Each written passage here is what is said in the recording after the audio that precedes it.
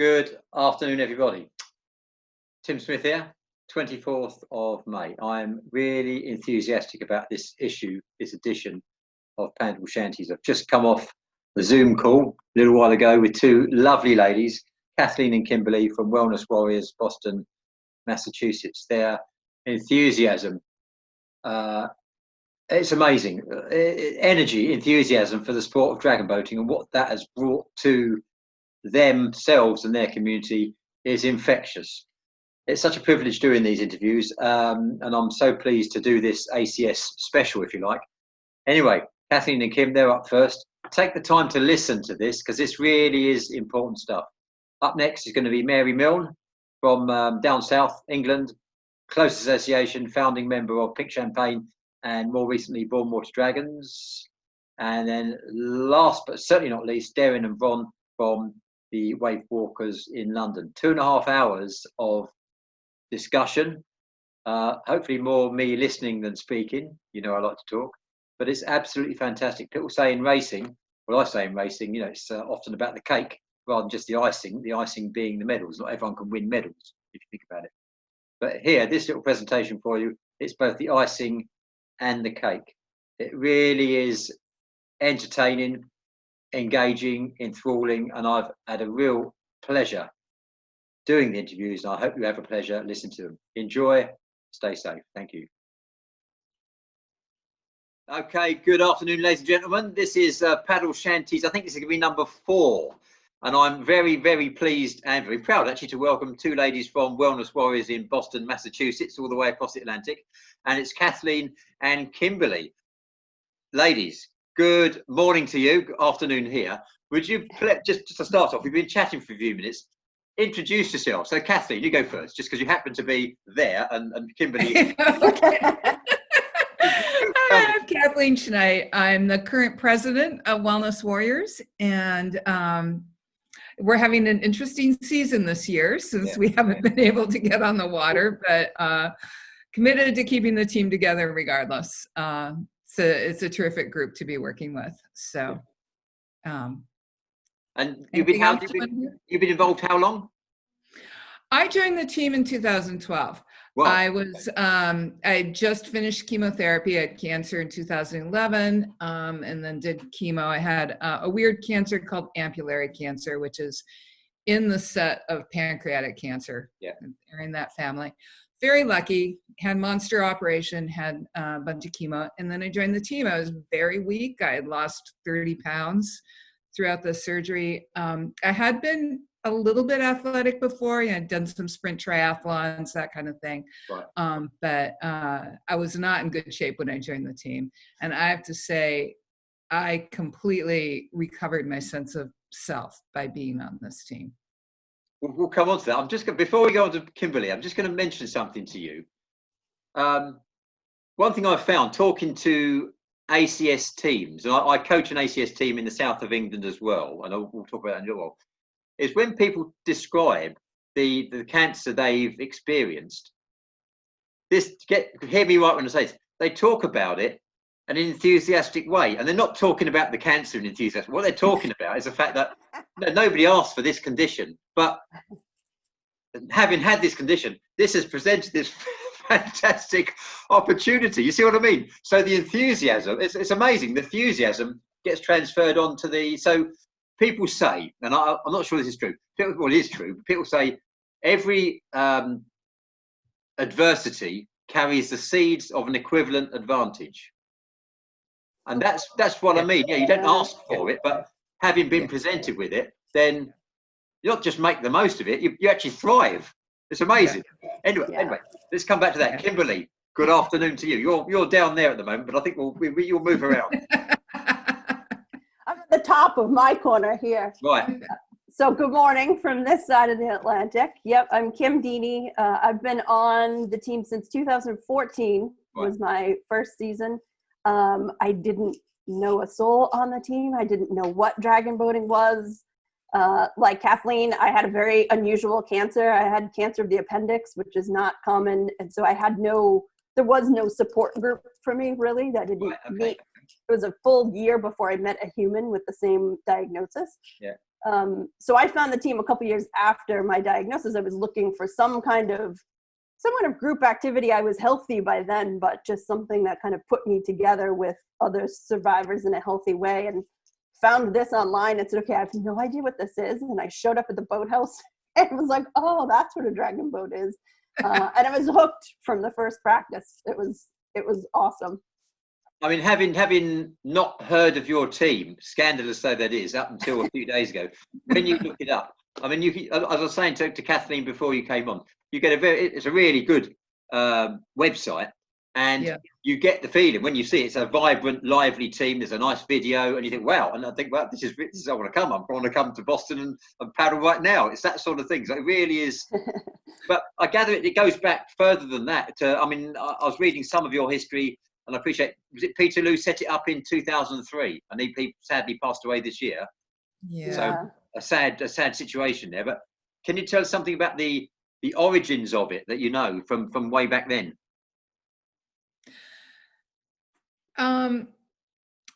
As I understand it, Peter gathered some cancer survivors and went to a race in Pawtucket, and that they use what are they, Hong Kong? No.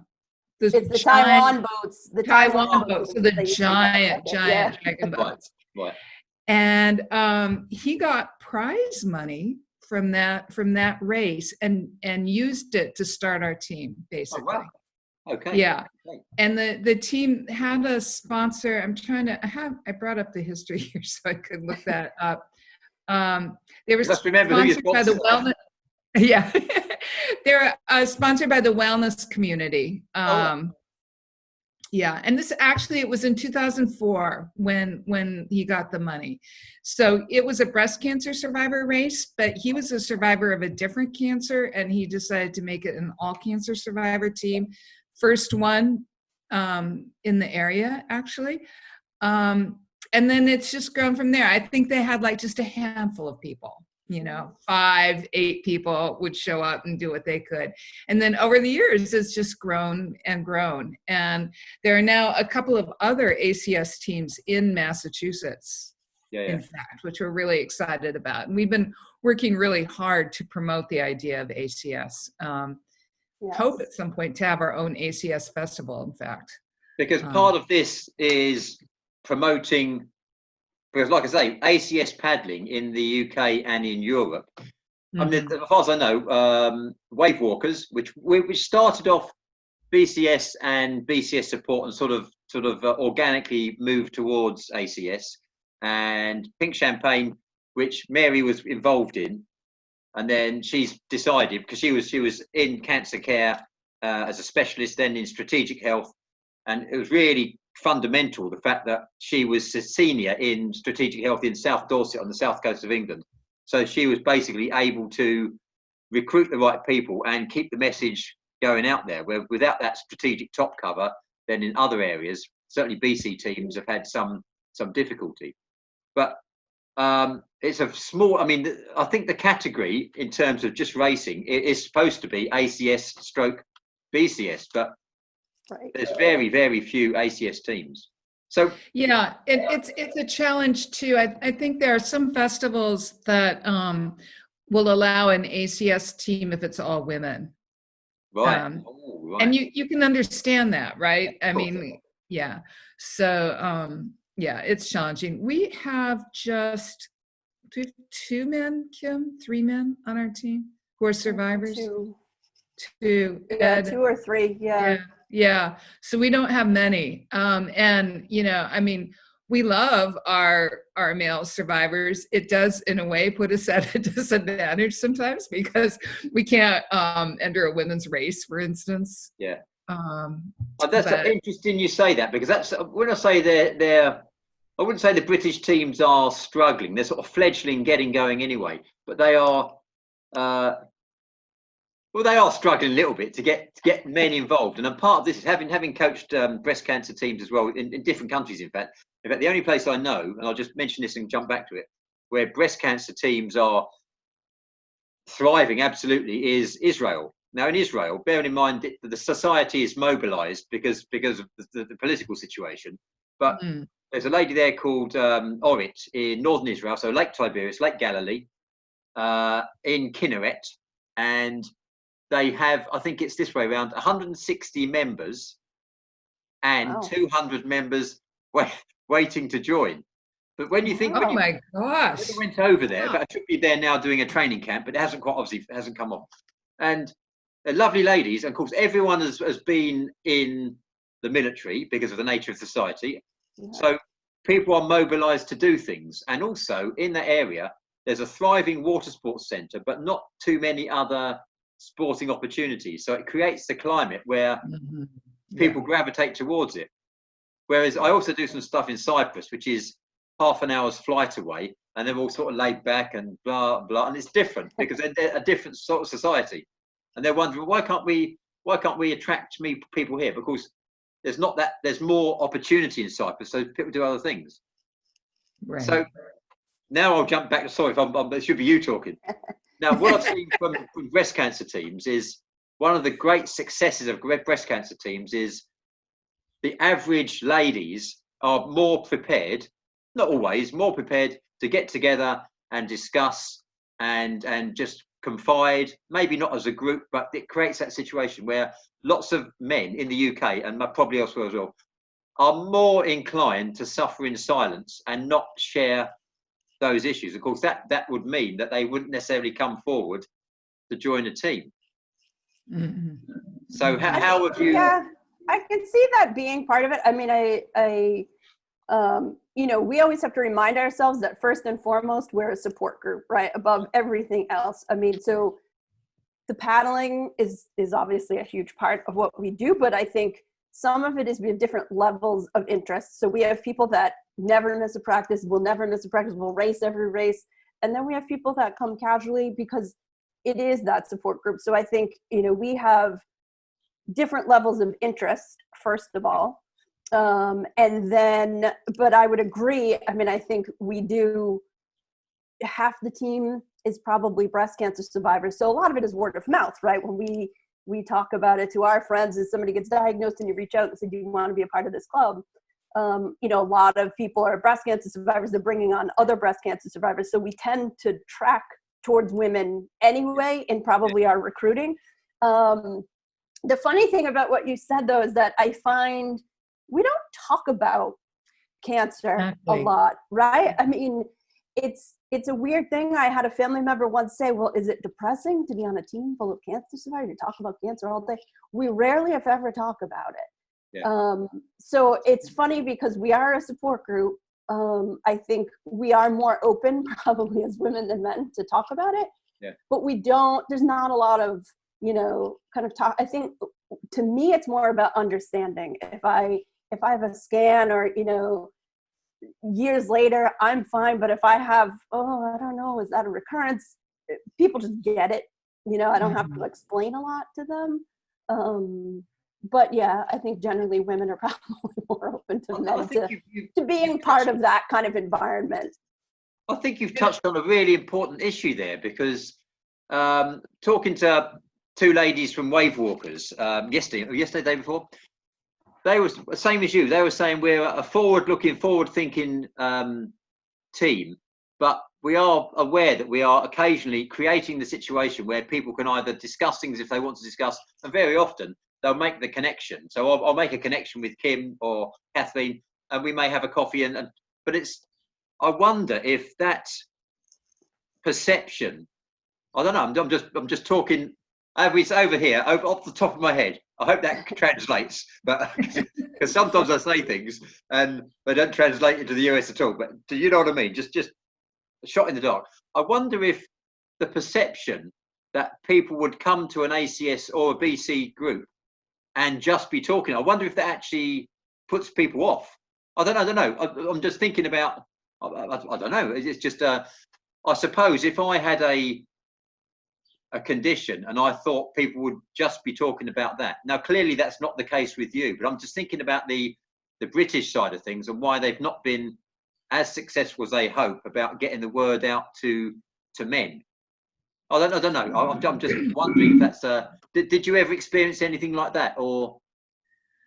I think part of it is, I mean, if you've already got a lot of women on your team, then attracting men to that team, they've got to be pretty comfortable spending a lot of time with women.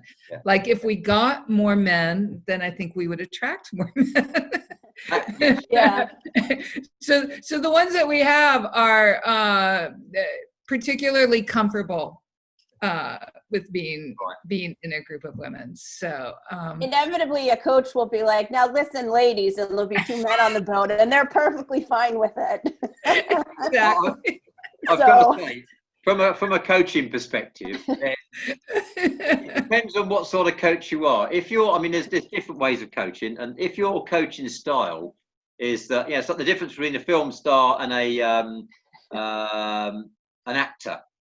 If people say that an actor, people used to say John Wayne was a film star. Yeah, he was an actor, but whatever role he was performing, he changed the role. So it was John Wayne in this, John Wayne in that. Somebody like Daniel Day-Lewis, method actor, he would change himself or herself to fit the role. Now, I'm not suggesting I'm anything like a Hollywood actor or film star, but if you're the sort of coach that thinks that the group has got to change to your style, and that works for some people, I think certainly with breast cancer teams, in my experience, you have to change your style to suit the group. And if you're not prepared to take a bit of abuse off the ladies, then it goes with the territory. And it's sort of expected. Actually, it's a different way. It's not hard, but it's just a different way. And if you're not prepared to take a joke, then they're in the wrong place. In my experience, I'm sure that'd be the same anywhere. But in England, in Pink Champagne, they had one breast cancer survivor who was male in the team, and I don't know. He'll speak for himself. I think he was he used to attend training because his wife not made him go. And when the ACS team opened up, it was natural for him to go and gravitate towards that. So, but it would, I mean, I wouldn't say he was uncomfortable. He certainly wasn't uncomfortable, but he probably would have been better in a group of a peer group, either a mixed team. And actually, I think he's doing much better with the other group anyway.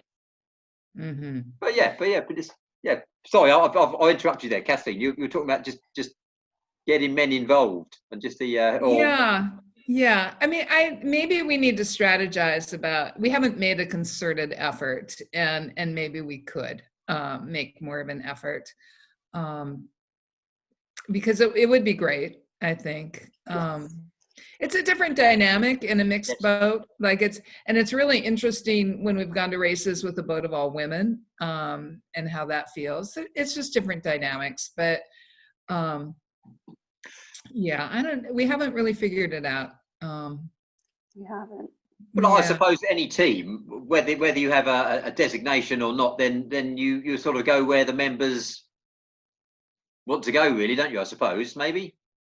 So I mean, I think everybody that we've got has come in because of a connection, you know.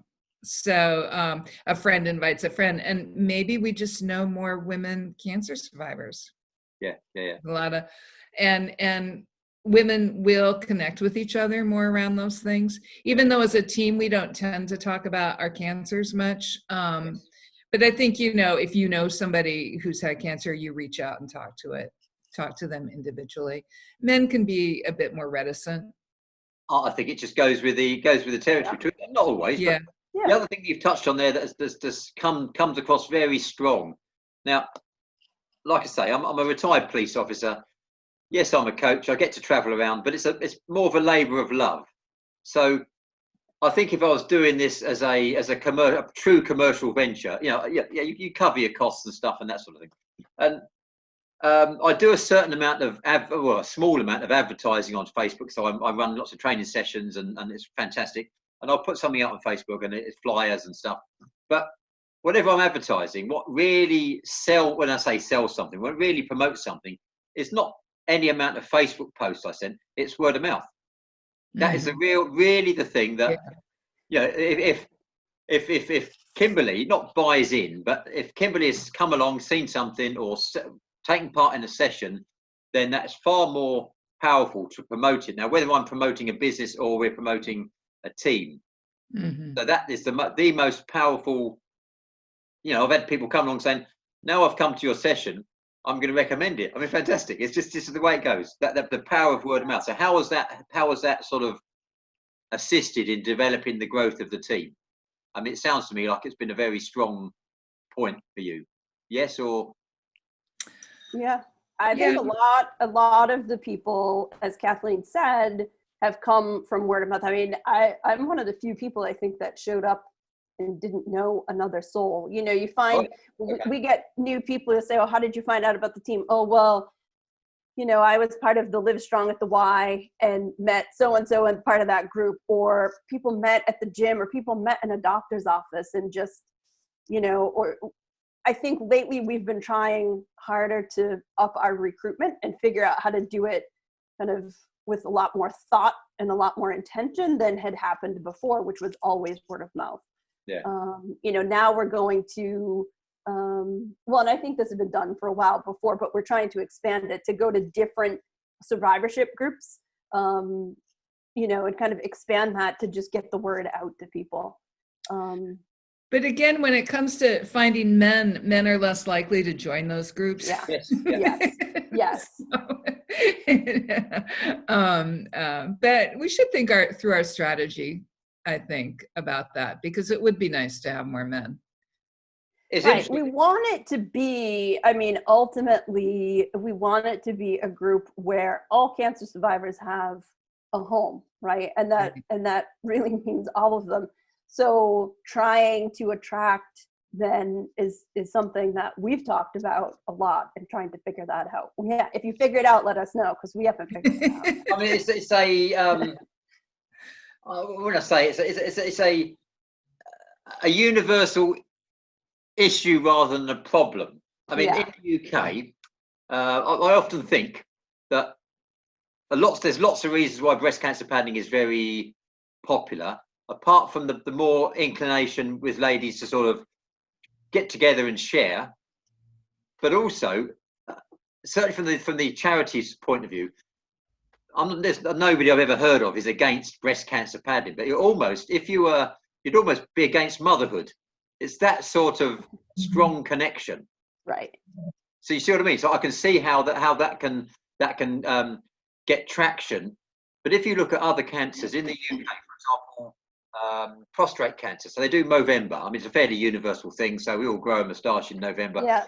That sort of thing. I appreciate October is breast cancer month, etc., etc. But very few other cancers I can think of have a campaign like that. So the awareness side of things, and it's interesting looking at. I mean, I'm not necessarily here to talk about COVID-19, but in the UK, when they were talking about the amount of infections, it's not a hidden figure, but I think it's small compared to America, but something like 45,000 people in the UK die from all forms of cancer. And it depends on the countries, and 27,000 people, 30,000 people die on the roads. And in the early stages of COVID-19 and the infections, I was saying, well, is it compared to this? This is something that's a standalone issue, but you've got to also be aware that these other things go on a day-to-day basis, and that sort of thing. So I've gone away from my own point now. What was I talking about? Awareness and the lack of groups that we have. This is what I was going to talk about. You mentioned support at what I'll call strategic health level. How important it is. Do the various specialists, are they happy to recommend paddling? In the early days with Don McKenzie, then it's 1996, he set up a research project. Now he's a breast cancer paddling guru, and rightly so. But he thought it would close down at the end of it. And I spoke to him a few years ago that he'd do a study, get some findings, and then carry on, but not. So what's your thoughts about that in terms of the link, having that top cover or that? I think there's not as much research on the benefits of exercise to all cancers as there is on breast cancer and exercise, and then the whole breast cancer team idea. So that would be beneficial actually if the research that there would be extended to all cancer all cancer survivors and an improved rate of survival. I mean, we're assuming that it makes a difference, but I don't think we have any real data points on that. It's hard to do that by sheer numbers alone. You know, I mean, you can do more research in a cancer that unfortunately impacts a lot more people than say what I had or what Kathleen has, where, you know, there aren't enough people to do a study, let alone, you know, I mean, you'd have 10 people in a study. So I think, you know, unfortunately they've had to pave the way because of the numbers, and they've done us all a great service in unfortunately with their diagnosis. I totally agree with Kathleen. I think we all agree that it's probably beneficial to everybody, but it's hard to do some of those studies in cancers where there's, you know, you just don't have the numbers. What's happening in the UK is, if I give you this racing analogy, so if I was training your team to do a race turn in a 2K, my starting point would be, you need to go into the turn. Hear me out on this, and it's a bit complex. Not complex, it's a bit involved. You need to go into the turn as fast as possible because you're going to lose some speed in the turn. And then if you go in fast, you'll come out fast. Yeah. So if you take that as a starting point, where we are in the UK, it's not post-treatment. What people are getting around to saying is that if you have had a cancer diagnosis, if you go into your treatment as strong as possible, then coming out the other side, the outcomes are more likely to be beneficial. And there's all sorts of reasons for that. That could be,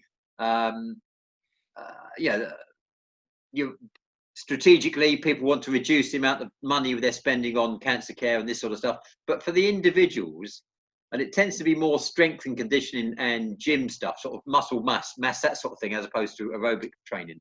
But in the UK, they're starting off what they're really talking about, they call it social prescribing. So a doctor, a GP, rather than prescribing a regime of pills, they would actually prescribe a regime of exercise. And actually what I'm doing, I'm a personal trainer, and I'm trying to take my qualification to the next level so I could start doing that. It's just not really for commercial, just for interest, to be honest with you. That's been curtailed by COVID-19. But I wonder if, when it comes to all cancers, they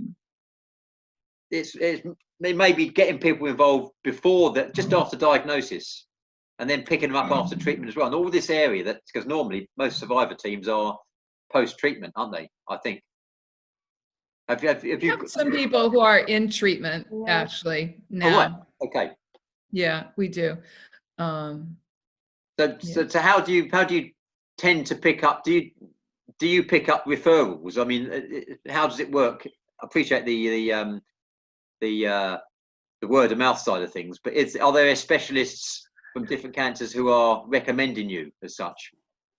I was referred so I was in an exercise group at Dana-Farber, which is where I had my treatment. And it was actually a women-only exercise group. And the woman who was leading that, Nancy Campbell, who actually has done a lot of research around the benefits of exercise for cancer survivors, particularly breast cancer survivors, was sharing a list of resources to me. And Dragon Boat was on it, and that was so quirky I had to investigate it. But I will say my oncologist never mentioned exercise, never mentioned diet either, as a matter of fact. It was all chemo. Yeah. And so I think there tends to not always be an understanding of there are things besides drugs that can be helpful. Yeah. I suppose it depends on the background. One thing that the British teams have found also, we talked about word of mouth, but also getting people, so say I was a cancer specialist, rather than just sending a letter, get that individual down to experience the activity. Of course, with Dragon Boat, because it's got a long tradition, it's quirky, it's good, nice looking boat, and that sort of stuff. And this whole concept of literally all being in the same boat, which I suppose with COVID-19. Idea. I mean, what if we actually got some oncologists to come out on the boat with us? Yeah. So we've done them. We've done it the last couple of years just for our friends and family to bring them on the boat. But it's funny that you said that, Kathleen, because as we were having this conversation, like, what if we did get the oncologists on? We bring our friends and family, we invite them on the boat. because they hear these stories and we spend all of this time and they're like, what are you're doing what now? What does that even mean? So, you know, we've been able to bring people out on the boat with us where we have a night where we invite people. And I know that, you know, I've had family go, they love it. They say, oh, first of all, it's harder than we thought it was. Yeah. But that would be awesome. But I thought about, I had some kind of back issues and stuff last year, and I was working with a PT, and I said, oh, I'm going to invite him to one of those because I want him to see, like, thank you, this is what you helped. But I had been trying to explain to him what we do so that he could help me with the movements and stuff. Yeah. So, you know, there's one. Yeah, we should definitely get the medical community out in that boat. Genius. I love it. Thanks for the idea. It makes this whole conversation worthwhile. Yeah. I mean, it was worthwhile anyway, but this is something to really walk off with as a goal of the plan. How do we get them out there is the question. But I don't know. That's true. How many times have you been out on the river on a lovely day and people have come off the water buzzing, say, oh, fantastic. And it is. It's just getting out and doing stuff together. And I mean, these days, obviously with the current restrictions, then the whole concept of being in all in the same boat, literally, physically, psychologically, all that stuff. And, you know, even when I'm doing this in Cyprus, we've got the boat. It's not miles offshore. We do outrigger paddling as well. And you're taking people offshore of their home country, and they've never seen it that way before. They've never seen Boston or never seen Paphos or wherever you happen to be paddling from that perspective. Magic. And it's the most beautiful thing in the world, right? Yeah. I mean, to be out on that river. I come directly from work. I walk from work over to the boathouse, and you know, the sun's out and it's starting to come down and it's glistening off the water. And we have Boston on one side of the river and Cambridge on the other side. And there's people on the bridges, right? And we're on videos. We're always having to wave to them. And there's people on the shore. I mean, because we're not that far from shore, yelling and cheering. And it's just, it never gets old. The beauty of it never gets old. Mm-hmm. It really doesn't. And the other thing that doesn't get old too, I think, is that, empowering aspect of when the team really comes together and you feel the boat lift. Yes. And it doesn't always happen. But those times when you really feel us like all as one, it's just so empowering, and it just makes you feel like you can survive anything and get any place, and you've got this crew with you, and you're all one heart and one breath. And we do a certain amount of youth training over here. Myself and my son, he helps me out. He's at university, but he's a coach as well. And we often say in the briefing that, you know, who does a team sport? And people do football, they do hockey, they do this, they do that. And you say, well, most team sports are a collection of individuals who have the same aim. And the aim is to score goals or prevent the other lot scoring goals. But you might have different responsibilities on the field of play. And dragon boating is fairly unique because you have to be doing the same thing in the same time in the same way. Timing, teamwork, technique, power transmission, blah, blah, blah.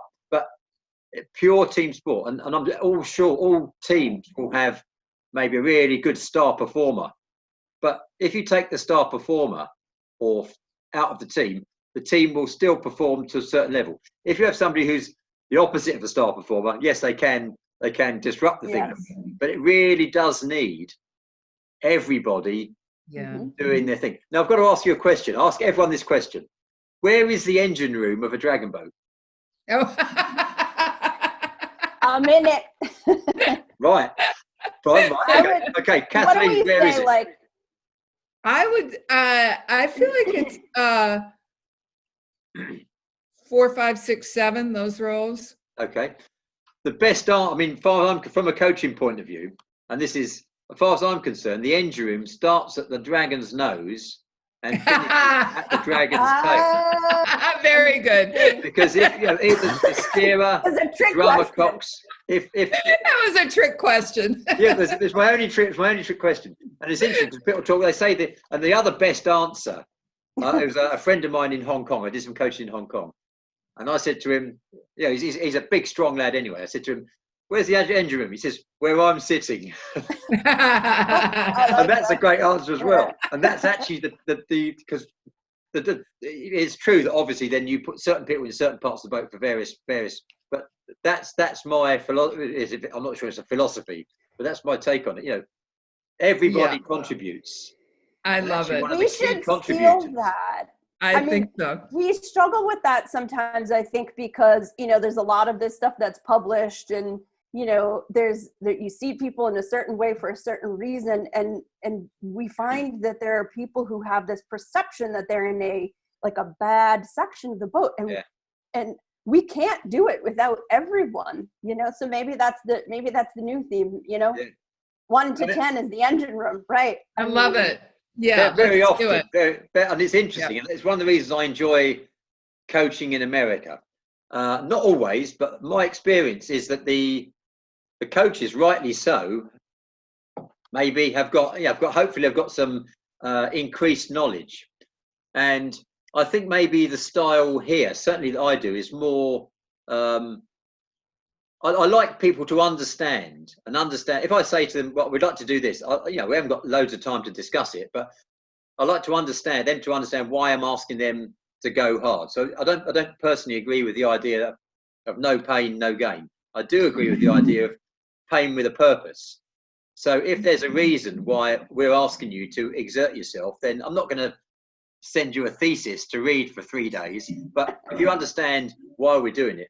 So very often in America, I'd say to my athletes, my participants, paddlers, "What do you think?" And they say to me very often, "Well, you're the coach. You tell me." He says, "Yeah, I know I'm the coach. I'm interested in what you think. Understand." And this is not across the board. But I was interested in the way very often it is taught in different ways about that a slightly different style and that understanding. And very often, having paddled at all parts of the boat, front, back, left, right, all the rest of it, I think actually you need your more technical paddlers at the back of the boat. And when you start, because you have to be a good technician to be a stroke paddler, but you are actually paddling clean water. And at the back of the boat, I think the Canadians call it boiling water or dirty water, or certainly just hot water. And it's very rare you get a team that's, you're hitting clean water all the way across. I think, sometimes when we have new paddlers, we put them in the back just so they don't screw up everybody's strokes. Oh, yeah, of course, yeah. But then there became this perception that that's where the bad paddlers go. Yeah. But we've worked really hard at counteracting that. And we're calling the back of the boat the rock, and we use the terminology just so people can take pride in what section they're in. So that's the rockets. You have to paddle fast. We rely on you.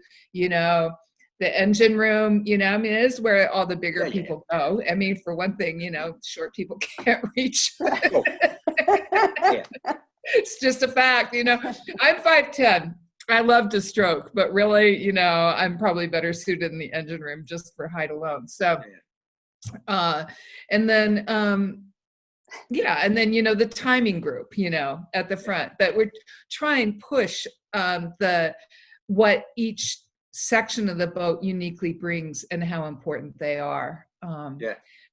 But I love the concept of us all being the engine room. I think that it's just interesting. That's the only. I wouldn't say it's a trick question, but it's because that concept plays differently in different countries. It's just a question I always tend to slide in somewhere or other. Now, we're on 36 minutes now. Racing. How important, given that competitiveness is part of the human condition, how important is racing? As against, not in opposition to, but set in balance with participation. So what do you think about that? That's a bit of a tricky question. Okay, but I know, it's okay. The team has morphed a bit. I would say it was much more recreational, and we'd go to races. We would always lose. We took great pride on being first in our lane. Yeah.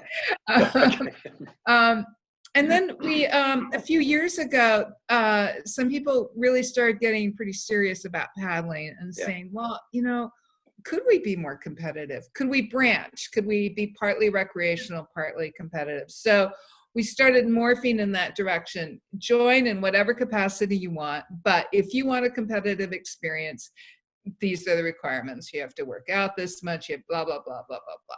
So it's been a little bit of tension around establishing that, you know, and then the, you know, will I make the grade? Won't I make the grade? Why didn't I? But I will say it's been a really nice thing for us. So what we've done is tried to do our races so that some are open to all our teams. We have like 3 different kinds of boats. You know, one is the competitive boat, one is a mixed, we have a few supporters on our team, so it's a mixed survivor and supporter.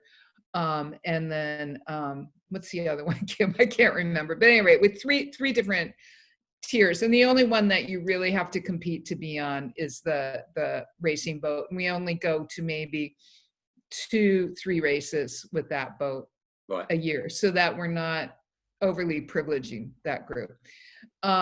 So we actually competed in the Eastern Regional Dragon Boat Association and won a berth to Worlds in France, which is now canceled. But that was a tremendous experience for us. We were planning on it for 2 years. People have worked out with a level of commitment I've never seen before on this team. With the off-season practice sessions were huge. I mean, it really galvanized a section of the team in a way that was really exciting. So I think it's been important for us. And I think the other races have been more like a communal, oh, look at all the people racing. Isn't this fun? That's fun for people, but hasn't galvanized people to really work hard and excel in the same way. Right. Kimberley, anything to add to that in terms of the participation? I said it shouldn't be an opposition, should it? So how you actually, you sort of balance, I suppose is the best term. Exactly. I think as our team gets bigger, we're able to pull this off now. So, you know, I think when I started, it was first in our lane. We didn't really win anything. And well, at least you stay in the lane, and that's important. We haven't. I don't think there have been times when. Oh no, there was a time trial in Boston. We did go off. That's true. Actually, it does. Yeah, it has happened. I take that back. I mean, I think as we get bigger, we're able to offer something for everybody, right? Because we want to be really careful that we're not just about the racing. There are people that want to go to one race a year and just have fun, and I want to do it too. You know, I mean, so I think now that we're bigger, we've been able to do this where we can offer an option. If you want to be competitive, because there are those people, I'm one of them, so I get it. You know, where I want to try to win a medal. I want to. It's not about the medals. It's about getting better, and you know that we're putting time and effort into that and making the commitment to go to practice and do all that stuff. That race, when we went to the Mercer race last year in September, I mean, we were racing against, you know, established breast cancer teams that, you know, were good. And I had it in my mind that they were going to be, you know, I mean, that was going to be the end of us. And I mean, that day was probably the best day of racing I've ever experienced. And we didn't, you know, I mean, it's not like we were breaking records or anything, but for ourselves, the accomplishments of every race, we beat our last time. We passed the team in the 2000. We weren't getting the pants beat off us like I thought we were gonna. I mean, it really, I think it showed to everybody in the boat that all of the work that we had put in the last couple of years trying to develop this competitive team for people who weren't interested in doing it, that we really had made great strides. But I do think it's important to make sure that we're not, as a team, as a larger team, Wellness Warriors, focused on just that one facet. Because again, ultimately, we're a support group. And if you want to come to practice once, or you don't want to come to practice, you want to come to our potlucks. We're famous for our potlucks, by the way. If you want to just come to a potluck and dance parties, just come. That's perfectly fine, you know. So, but it's been great that we've been able to create this opportunity for people that really want to race. It's been fun. It's interesting, isn't it? I mean, I talk about this at all sorts of levels, national level, whatever team level, if they're racing. The fact is, only, unless it's a dead heat, only 3 teams will get gold, silver or bronze. So I always use the concept that, you know, I'm there for the cake. if the medals are the icing, the cake might be you're improving your time. We're stealing that. I like that. Yeah. You see what I mean? So that's the reality of it, and that works with GB at international level. It was a founding member, but it's really sort of a mid-ranking. So we'll go to some championships and do really well. But if you're just focused on, the first World Championship I went to, I thought naively, having been a competitive racer, we were going to win loads of things, and we won nothing. So if you're just going there for the icing, then you're going to be disappointed a lot. Now, the other thing I mentioned that is because of the two teams in the UK, wave walkers do some competitions, and you say rec. I mean, that doesn't quite translate, because when we say rec, you say rec, you mean recreational. When we say rec over here, we mean like a train wreck. So you've got transition. That's one of those funny things. That too, it depends. But our concept of the recreational pad, they are more recreational and participatory. And Pink Champagne they did the same thing you did. They're more competitive now and had that transition. Bourne Water Dragons are more participation. But you can, of course, there's a river called the Bewley River in South England. And this weekend, we should be doing a paddle around the Bewley River and a picnic and this and that. And you can still, even though you're not racing, you can still set objectives, goals, this sort of stuff, move and just build another tier of the cake, basically. So you can still do that without racing. Yeah. And there are a few teams who are not anti-racing, but it's interesting to see how the International Breast Cancer, IBCPC, International Breast Cancer Paddling Commission, how they stage their 4-year championships. They're participatory and they're competitive. And I was intrigued how they do it. And what they do, I think last time there was 220 teams. That's how big it is now with breast cancer. And it was in Florence, and the 220 teams, they did a ranking race on the first day. And there were maybe 21 races of 4 teams. On the second day, they have 21 finals. So if Wellness Warriors ranked in the 10th race, they would end up racing with 3 other teams of equivalent sort of ability, and they come first, second, third, or fourth. And you talk to anybody who's been to an IBC PC event, they've either come first, second, third, or fourth. They never say they've come in the first race or the 21st race. And that's the point of it. So they're achieving participation first and foremost, and there's a big festival and the social, and they're coming back, and they're not saying, well, I come 50th.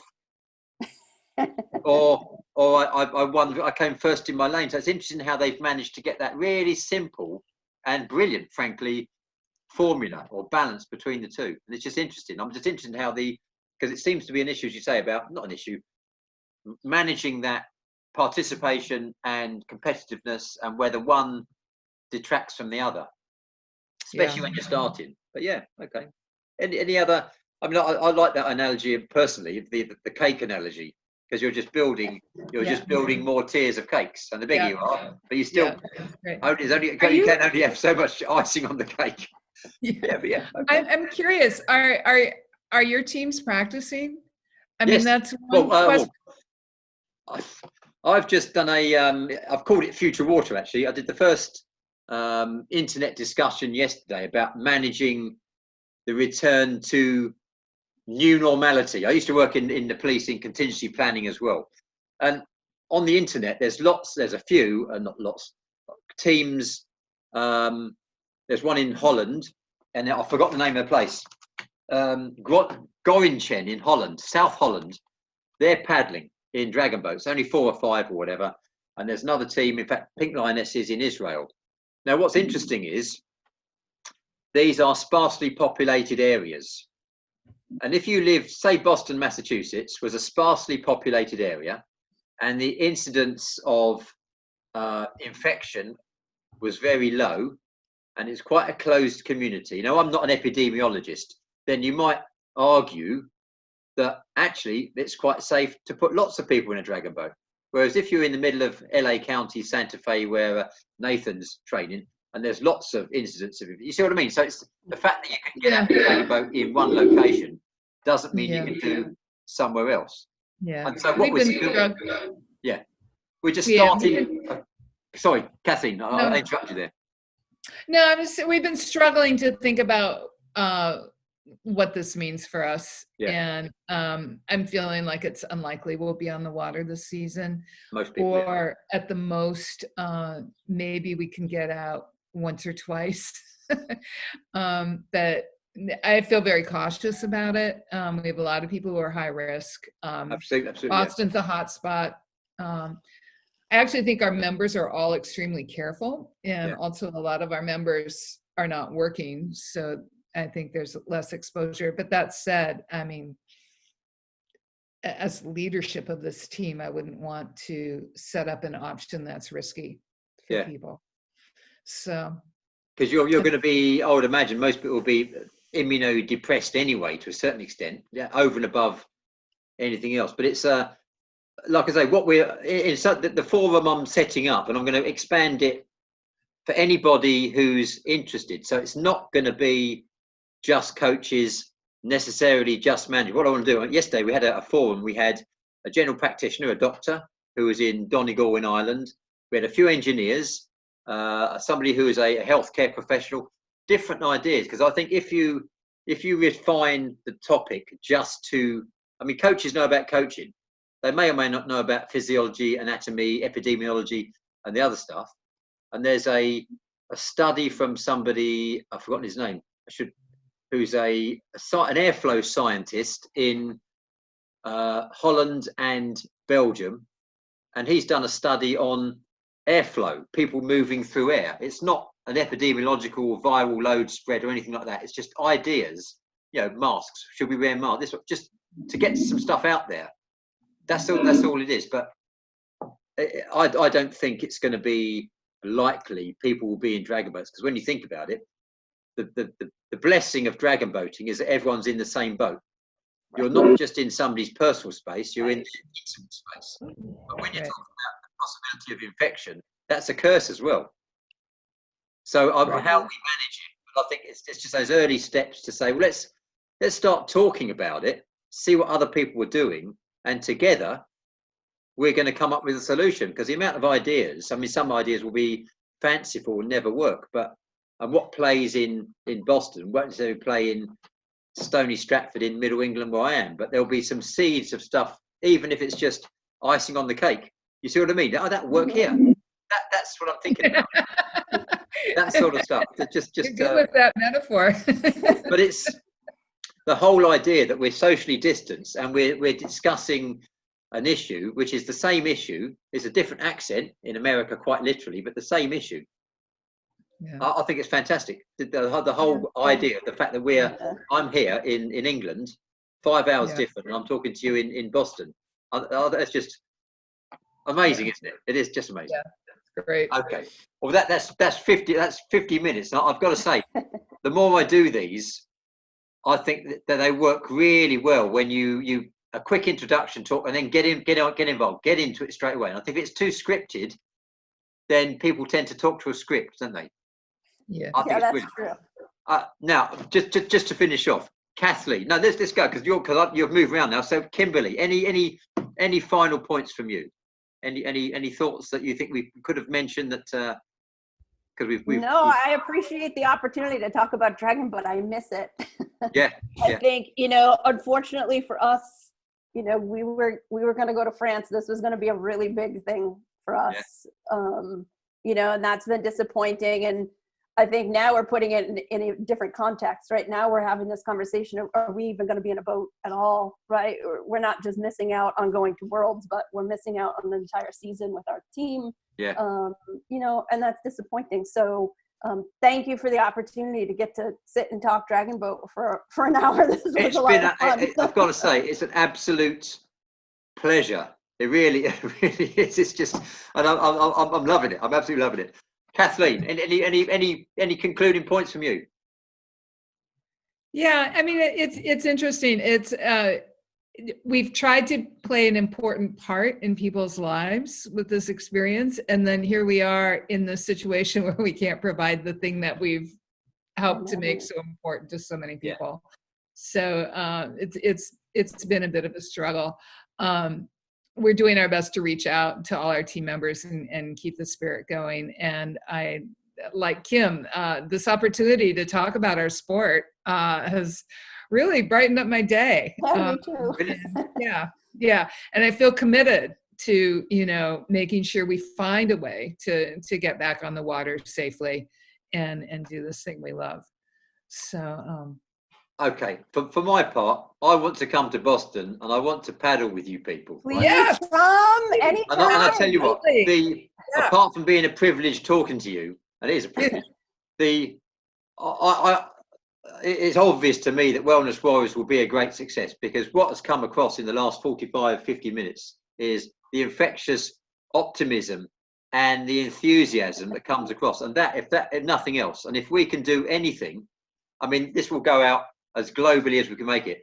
And if we can do anything to support you, get the word out, tell people about what you're doing, then that's what we're doing. That's what it's all about. And we'll close it there. But ladies, it's been a privilege and a pleasure. Hang on there. I'll turn the recording off and we'll have a chat. But thank you very much. Okay. Thank you very much.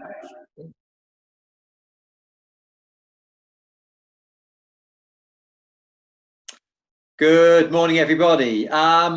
It's with a huge amount of pleasure that I welcome a good friend of mine, Mary Milne, to the programme. This will be Paddle Shanties number 4.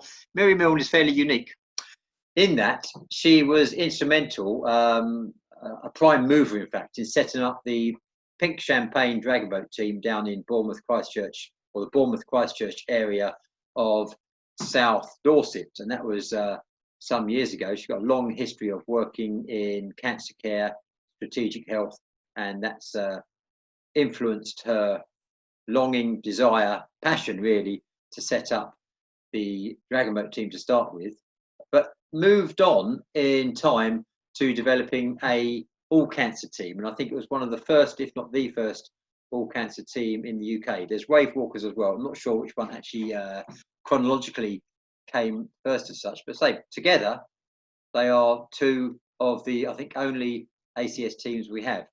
Anyway, Bourne Water Dragons, which is Mary's current project, was set up with Mary and some close friends who have tried to address or present something for not just breast cancer ladies, but also a mixed team, including gentlemen as well, and anybody impacted by cancer in that particular area.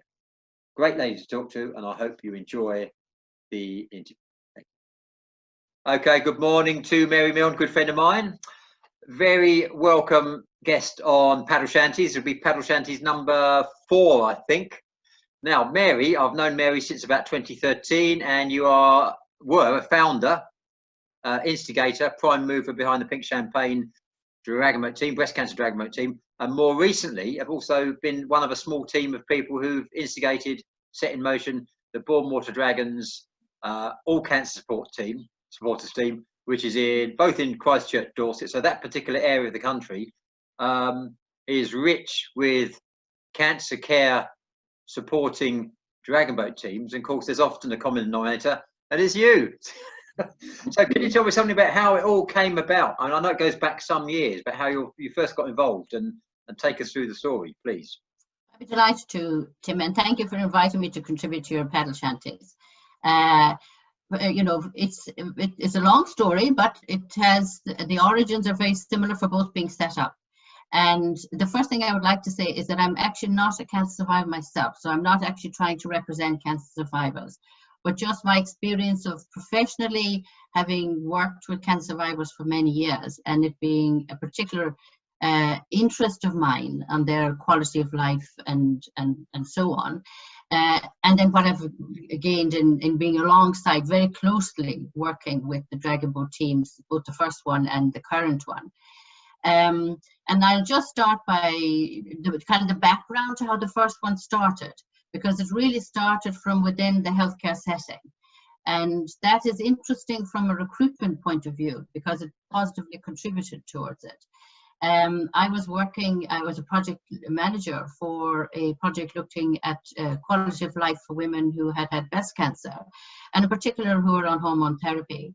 And what came out of the study was that, yes, and in line with lots and lots of research at the time done mainly in other countries around cancer survivors, that yes, people had lots of issues, you know, both physical, psychological, and social, that needed addressing. And at the end of it, we decided, well, we need to do something about it. There is no point in finding out and then saying, oh, well, that's a shame, and write it up again. So the idea was to do something about it. And doing some research, I found that physical activity came across as something that seemed to benefit a number of the issues that were raised by the women in the study. And but there was also concern amongst the women, but also in the research, about this idea of safe exercise for people who had experienced cancer. You know, they couldn't just go down to the local gym, well, perhaps they could, but as a health professional, it wouldn't be something I would be comfortable with them doing, and the team would be the same. So I was fortunate to work with a very progressive breast team, you know, the doctors, the nurses, physios, everybody.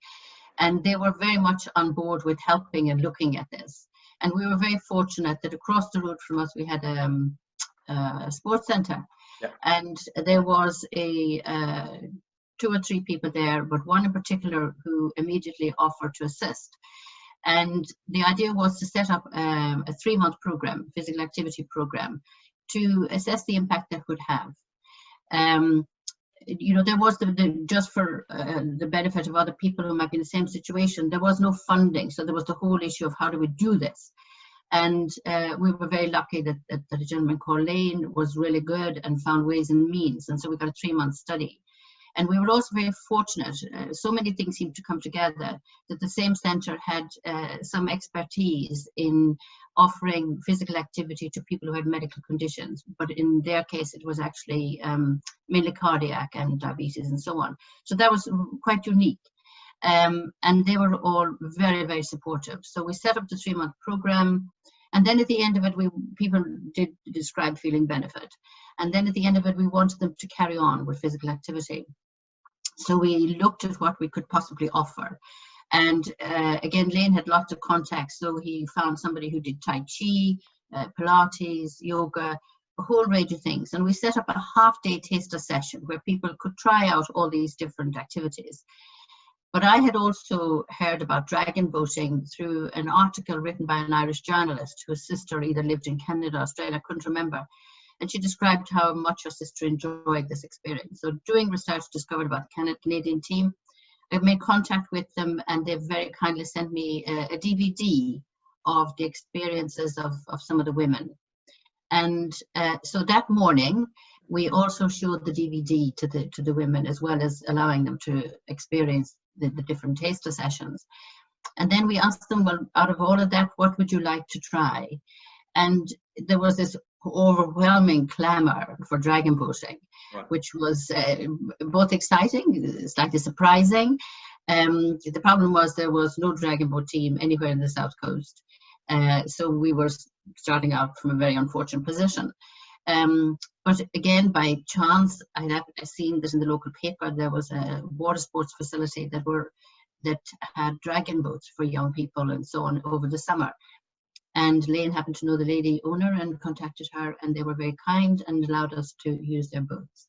So we started out from those very humble beginnings, but the women really enjoyed it. And then they wanted to have their own boat, and the people in Pershore very kindly allowed us to have one of their own boats. Right. And it was such a special occasion. I can still remember it arriving. And although it was an old boat, it was like treasure to us as a team. So that was the beginning of the team, and from there it grew. With a lot of, you know, these things don't happen easily, as you can imagine. There's a lot of people who contribute, there are a lot of people who give way over and above what would normally be expected of them. And of course, it was the women themselves who were the energy behind it, because they were so excited, so they loved it. They were so keen for it to succeed, and they gave everything to it. So we had all kinds of fundraising events, and obviously we had a committee that was set up, and we had our constitution. We applied for charity status, and then it grew and grew, and it was quite amazing. The team went abroad, went to Canada. That was the first, very soon after setting up we were ambitious in our thinking and decided we would go to Canada, which was for us the first international breast cancer paddling commission event. Wow. that we went to. And that was, I think, a unique point in the team, in that it set them forward in an even more positive way, having met with all these other women from around the world. It was an extraordinary experience, and the people of Peterborough made everybody so welcome. So it was something that none of us will ever forget. It was so special. So that was the setting up and the establishing of the Pink Champagne, which was the first breast cancer dragon boat team in the South Coast. And then, but looking back on that experience, I think there are certain things that drive a dragon boat team, and it's not just ours, it's the literature that supports it, because that's where what was interesting was I did a small study myself, but the consistency across the world in terms of what dragon boating means to women. At this point, most of the literature is around women. You know, hopefully it won't be long before we will be able to add what men experience, and that would be quite wonderful. Okay, thank you very much for that, Mary. Just to cover a point, how did people benefit from those early incursions, if that's the right word, into dragon boating? So what benefit did they derive from it, in your opinion? Okay, I think what's interesting, Tim, is that what they derive from it is universally experienced around the world. So looking at our own team and reflecting on their motivations for taking part in dragon boating rather than any other activity, there was an overwhelming sense that the physical nature of the activity and the positive image of women in the boat portraying energy, vitality, and hope. The expectation that they would meet like-minded people was very important, who wanted to get on with their lives and do something positive. And the opportunity to help others were powerful motivators. Okay. And for all, there was also a desire to enhance some aspect of their health that had been impacted by the cancer experience. But particularly the lymphedema and the upper arm shoulder mobility. That's really interesting you say that, because I mean, you often use the term, especially in dragon boating and crew paddling, we're all in the same boat. But when you take that up to the next level, now I'm actually in contact with Mary Gibson, who actually is the chair of the IBCPC, because it just so happens tomorrow we're running I do a session for Pink Champagne, an exercise session, and we're throwing it open to the world of pink dragon boat. I'm hoping to get 100 crews. Who knows who turns up? But the last IBCPC International Breast Cancer Paddling Commission event attracted something like 220 crews. Mm-hmm. And there is a competitive element to it, but it's more participation than competition. But of course, you very much, even the way they structure the event, it's all about fraternity, and it's all about sort of just, yes, they're all in the same boat, but it's a very big boat.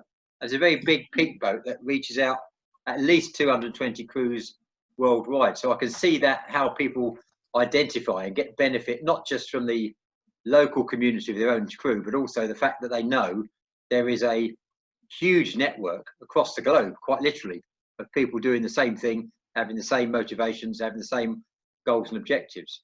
So I can think that could must be a really big motivator. Yeah, and there's certain things that are particularly important, and amongst them is social support. They get tremendous support from each other, but they also, and they specify this, they benefit from supporting other people. And it's unique in that they can belong, women can belong, and men, because men get breast cancer too, and I mustn't forget that. I do apologize to the men out there who've had breast cancer and just talk of it as if it was women. For the women, there is this sense that they can feel socially isolated if they have no one that they can share their cancer experience with. Yeah. And in the dragon boat, that is completely the opposite. Everybody sitting next to them knows exactly how they feel or what they've been through. They've been there themselves, and they often highlight that as particularly unique to dragon boating. They often don't have to say anything. The person next to them will understand exactly how they feel. And I suppose it's important to say here that there's some people, women to this point, fear coming on a boat in case it's all going to be talking about cancer. And that is actually, I've never known it in all the years that I've been involved with it. Yeah. They're too busy, too excited, chatting about all kinds of things. But if somebody has got an issue, they know they can raise it. And sometimes you'll hear a little conversation quietly going on and briefly, and then that's it. They're off doing the next thing. And also the other, as you might call them, the drivers for dragon boating, is that gives them a unique, more positive identity as a proactive breast cancer survivor. And as a sports person, including the opportunity to develop new friendships, to travel and to compete, as you rightly said, in the events. And it seems to have a positive impact on all aspects of their lives, even, their relationships and so on, which is very important. Now, one of the I mean, undoubtedly, and lots of people have told me this, and there's no reason to suspect otherwise, but one of the many reasons why breast cancer paddling has been as successful that it is because ladies are more inclined to be a little bit more sociable and be a bit more inclined to have those discussions that you're talking about. Now, when you move on to talking about ACS teams, which is obviously doesn't have to be a mixed team, but in the most cases, it's a mixed team. The difficulty a lot of teams have, ACS teams, it's all cancer survivors teams, is actually attracting men, because not often, but it's more likely that, in my experience, for what it's worth, that men will keep that to themselves and not share that. Mm-hmm. So I think this is an appropriate time to link to Bourne Water Dragons, your latest project, and see how those original ideas and fundamentals, really, that carry through from Don McKenzie to your work in the UK, how that works in the mixed setting and in the all cancer team. How the differences in setting the two up. Right. We are in the early stages, so we will be learning as we go along. But I would suggest that there probably aren't that many differences. And I think it may come back to what we just said, that there are people who understand where they've been. So if people are down the pub, they may be less likely to and I apologize to men for associating them with the pub, that's probably sexist. But if they're down the pub having a chat with somebody, it's highly unlikely they will raise about their cancer. They may or they may not. But if they're in the boat with other men who they know have had a cancer of some sort, they may be much more likely to share it. And perhaps we are seeing just elements of that already, in quiet corners again. It's not a big part of it, but it's that opportunity exists, that the person, everyone down there has had cancer, whether it's the men or the women, and they know that they all understand what it's been like to be there. And sometimes it will be about, they will share a brief moment about a treatment or a side effect or something like that. So the idea, the need for including the men really originated from a recognition that there is very little support for them, but that they have equally many needs as well, if anything, perhaps even more, because, as you say, they are less likely than women. Even the small bit that women do share with others. But it's something that I have been quite surprised about, that even with women, there seems to be a reluctance. They feel that they are different from other people when they've had cancer, and the people who haven't cancer do not understand. And it's correct. You can never understand, if you haven't had it, what it was really like. So whether or not men are that much different, it will be very interesting to see. And we're certainly looking forward to welcoming them. And one of the things we hope to do is provide seminars and so on about physical activity and its benefits, and specific health and well-being work for cancer survivors. And we recently had a workshop with a professor on that. Just on that point, I do a bit of work in Cyprus, and over the last couple of years, we've done a couple of fundraisers for the Cancer Patient Support Group, CPSG, in Paphos, Western Cyprus. And out there, I mean, my mother was Maltese, so I get the Mediterranean side of things. About, I think my grandfather died of cancer, but he died of a broken heart, if you know what I mean. Yeah. Not cancer.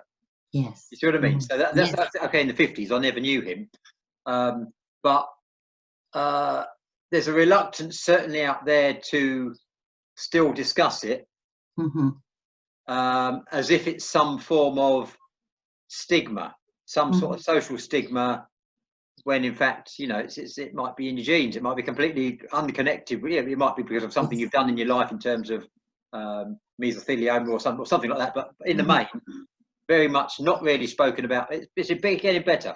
So that's that. But you also mentioned, and it's the same sort of thing.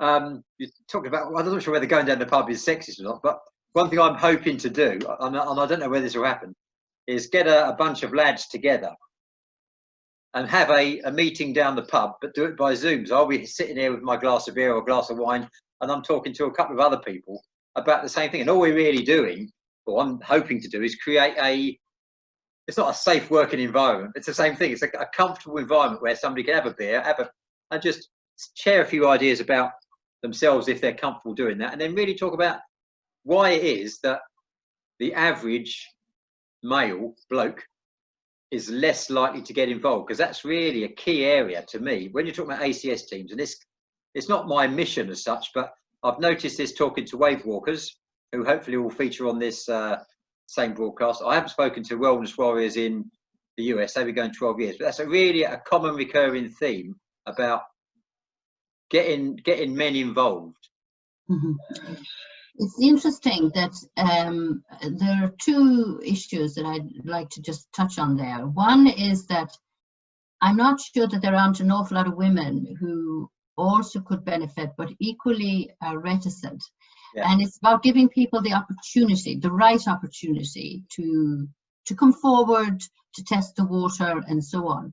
And from our team, we have a number of the people who've come have come by an acquaintance who's recommended it. You know, one of our team has brought somebody else. In fact, one team member has brought 2 people. And I think it's when it's available and it's known, and if the team has a reputation of being welcoming and people are enjoying it, then it is much more likely that we will actually get more people. So that's just, and from the wider community, we are keen to be very much a community team. So we're hoping to go out into the community more and be more accessible, so that people can have a quiet word, because sometimes that's what it requires, you know, to be in a position to have a quiet word with somebody, reassure them, yes, it's okay, I'll meet you when you come down, because you need to be quite brave to just turn up where there's a whole club who meet and know each other very well, to just present yourself at the gate. Yeah. So we need to have a system where we can get out into the community to meet people, and then have a robust, welcoming a body system is one of the things we have tried. You know, that there would be, you know, I would say to you, Tim, when you come down, you'll meet Bob, for instance. Bob will meet you and he'll be expecting you, and then you'll sit with Bob on the boat and so on, so that people don't feel so overwhelmed by the whole thing. And the other area which was particularly relevant with the first Dragon Boat team, with the women, was that being a part of the medical, the health team at the hospital. They knew us and we knew them, and they would refer people. And I was just looking there at some research notes, and out of 13 members in one little group I was working with, 9 had been actually recommended by their treating, either the doctor or the nurse or whoever it was. So they'd actually been almost referred by the hospital. And we are hoping to build up that same relationship with the male cancers, you know, the prostate cancers and so on. So we will be strengthening those ties with the hospital. And one way we hope to do it is to actually invite the teams down to join us on the boat. Yeah. And experience what it's like for themselves, because I think that's always important. You know, there's a real concern, because there is still an underlying anxiety about safety, because no one wants to do harm. I mean, we all want to hope that dragon boating will create tremendous benefit for everybody who comes and tries it, but we would never ever want to do harm in any way, shape or form. And health professionals need to have to be reassured that what they are recommending is not going to do harm to their patient. because they will see it still as their patient. So that's an area that we intend to work with quite a bit. I think there's another facet to that, because most definitely that, in terms of the doing no harm or more positively doing good. But also, I'm not. I mean, even though I have a presence on social media like Facebook, I don't actually, frankly, like Facebook. I don't like the short-termism, thumbs up, like this sort of stuff. And I wouldn't say I suffer it because it sounds a bit condescending, but I do really. And I much prefer to have a long-form conversation. And I can send out any number of flyers, posts, whatever. What it comes down to is word of mouth. So I can send out a flyer to you, but if I actually want you to come to a meeting I'm running on Saturday about how we're going to get out in dragon boats, I'm going to email you, or I'm going to ring you up and talk to you.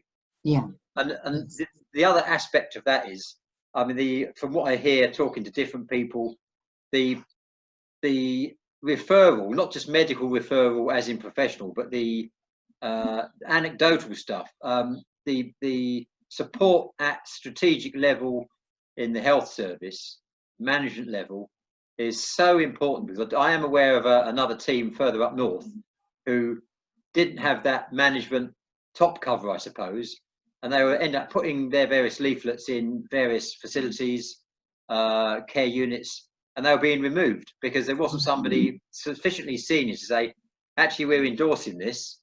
But like I say, the only way you can do that, if you work in that system, that's great. But if not, the only other way, I suppose, is get people down and show them what's going on, get them to ask questions. Yes. If I just send them a leaflet, information leaflet, well, they might read it, they might not. If they come down and enjoy it, then they might say, actually, there's some benefit here. Yeah, absolutely. I think it's great idea. I think that's very true. And also the other way, of course, is that if you have, like our current team members, if they go back and speak to their team, when they go back for their checkups, to say, look, I'm doing dragon boating, I really enjoy it. If they do enjoy it, and one hopes they do, would you be happy? So I can understand why if the leaflets suddenly appear and the management or whoever it is doesn't know who's involved, that they would remove it because they would be concerned. But that would the other people who are really important now are the exercise therapists, because we now have cancer survivor exercise therapists who do an additional training and so on. And some of them are working in the leisure centres, and they also will, of course, be very important. And they would be another group that we would bring down if they're not familiar with dragon boating, because they see people. Now, there is an unfortunate, and I'm not 100% sure about this, but I fear there's a lot of these projects, unless they're funded, they tend to fall apart. Yeah. And while there was a great initiative, you may be familiar that around the time we set up the first dragon boat team, completed by chance, the government were becoming aware and accepting that cancer survivorship was a unique phase in the journey of somebody who'd had cancer and needed to be recognized as such. So a lot of initiatives were put forward, and a lot of them were funded by Macmillan Cancer Care, and we must give them that charity great credit for doing that. But then they need to be kept going. They need to be kept going, because if something is going to cost a lot of money, as we all know, when people have cancer, very often their finances are greatly affected.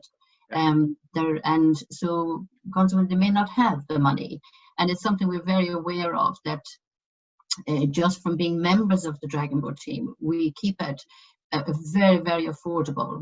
It's about £20 a year or some such thing, because we want it to be accessible to everyone. That's hugely, hugely important, that if somebody has had a cancer, there should be nothing stopping them from joining the team. The other thing we do actually from a health point of view is we ask everybody to get the consent or the approval of their treating physician before they come and join us, because that's really important. We need to know that person, the doctor wouldn't believe that they shouldn't do it for a medical reason or whatever reason.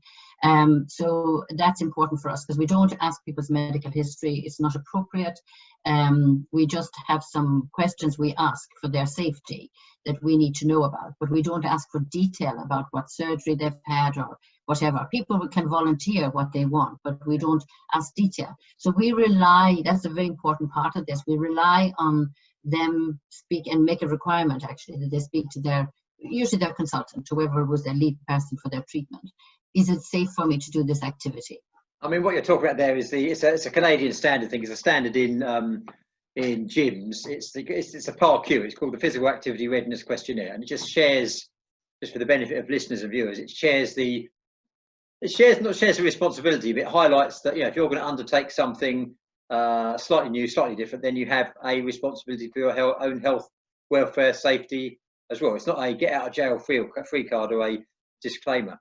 But just touching on an earlier point you made there regarding the costing, everything costs. And of course, the other thing is that the fitness industry, unless you're training a personal trainer to a VIP or something, or a politician or the like, then there's not a huge amount of money in it. So you're going to be hard pressed to find physical trainers, personal trainers doing specialisms, and it would be a specialism that is not going to have a return, because it's not so much profiteering, it's a case of making ends meet often.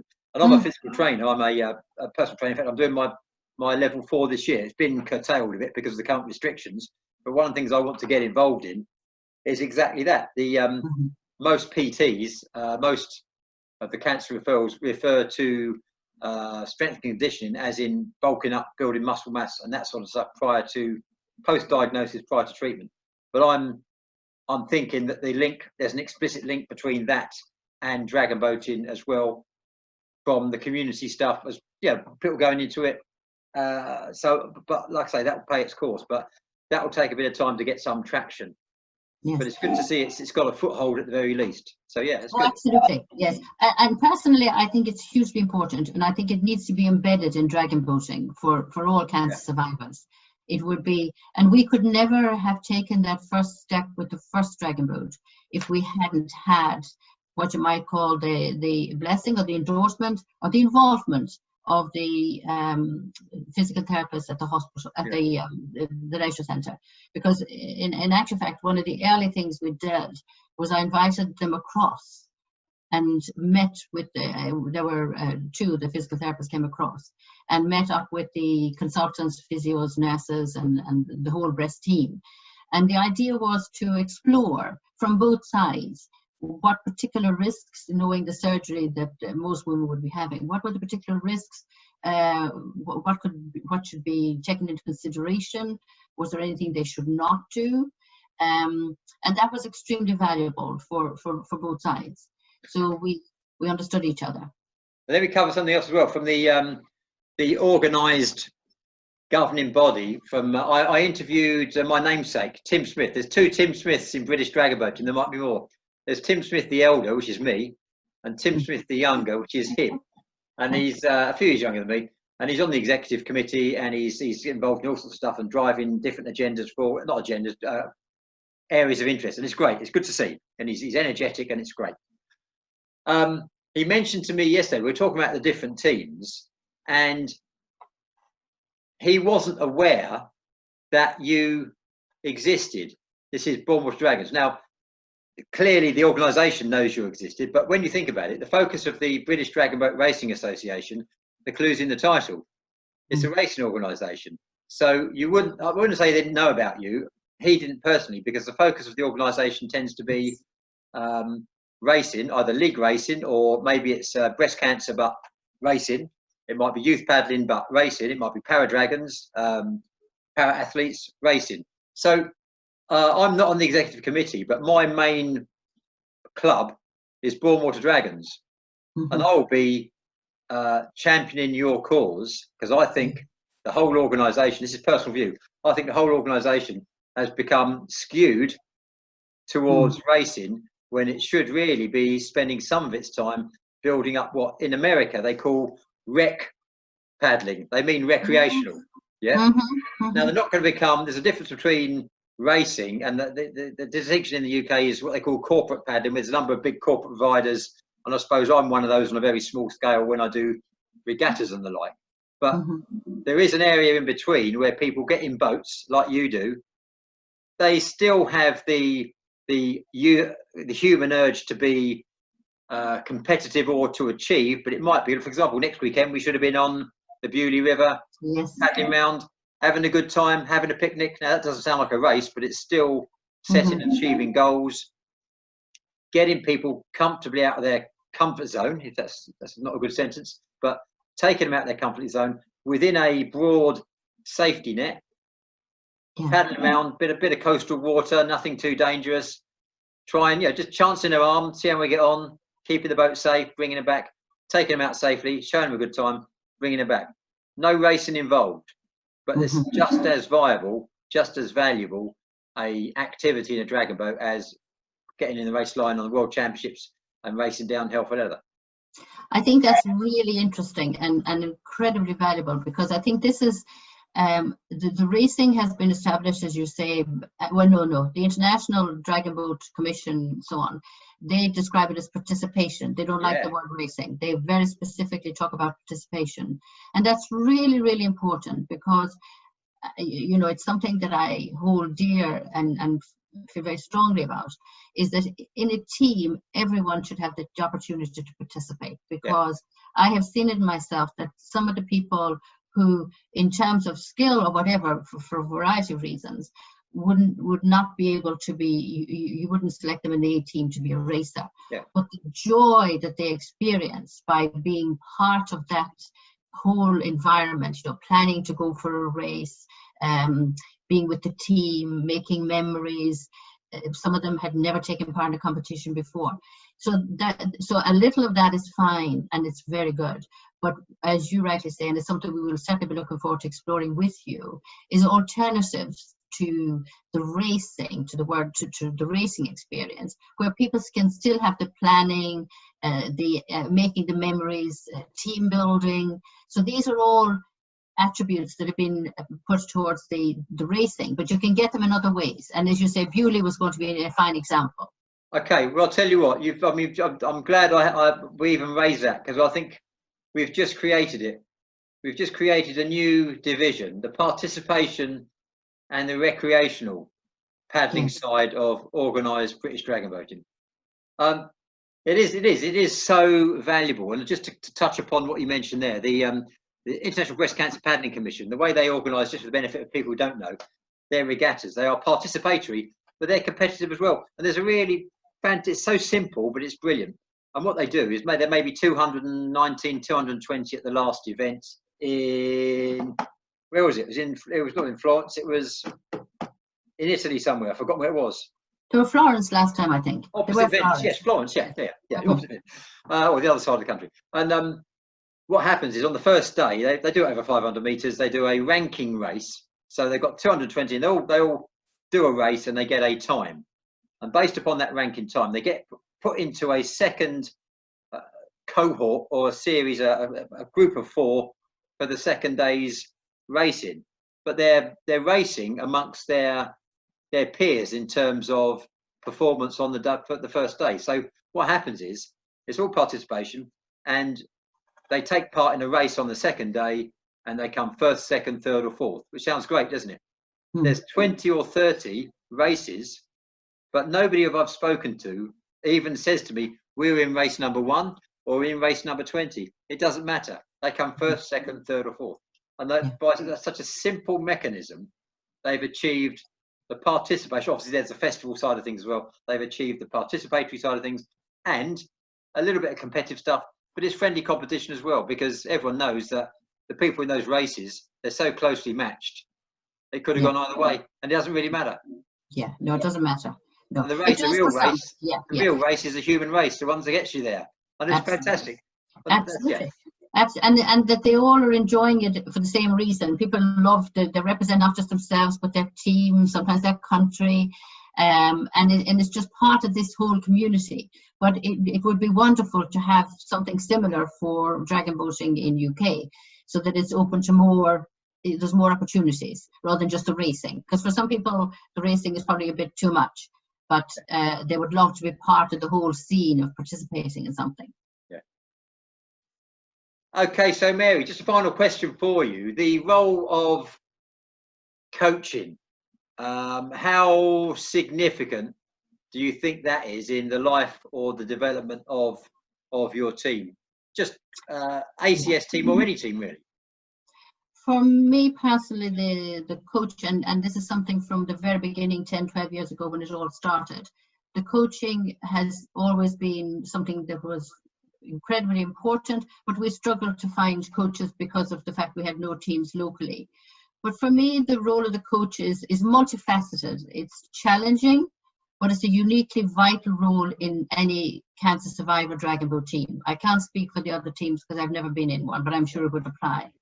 And I see them as having a number of roles. I mean, the first one is they're a safety officer, not just in terms of preventing accidents, and in particular the boat capsize, the dreaded capsize, but through which they would aim to avoid through careful planning and crew control. But by minimizing the risk of injury to paddlers, by ensuring good paddle technique at all times. And that's, to me, really, really important, especially for the cancer survivors, because we are aiming above all else to avoid injury, to maximize benefit but avoid injury. And as a motivator, capturing and maintaining the interest of the crew through interesting and varied routines. Sometimes they have to be a disciplinarian, no matter the age of the crew. Us old fogies can be just as difficult.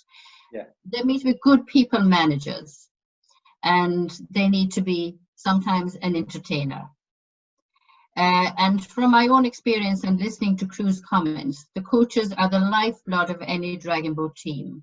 And at Bourne Dorset Dragons, we will continue to invest in supporting and nurturing the development of our coaches as a priority.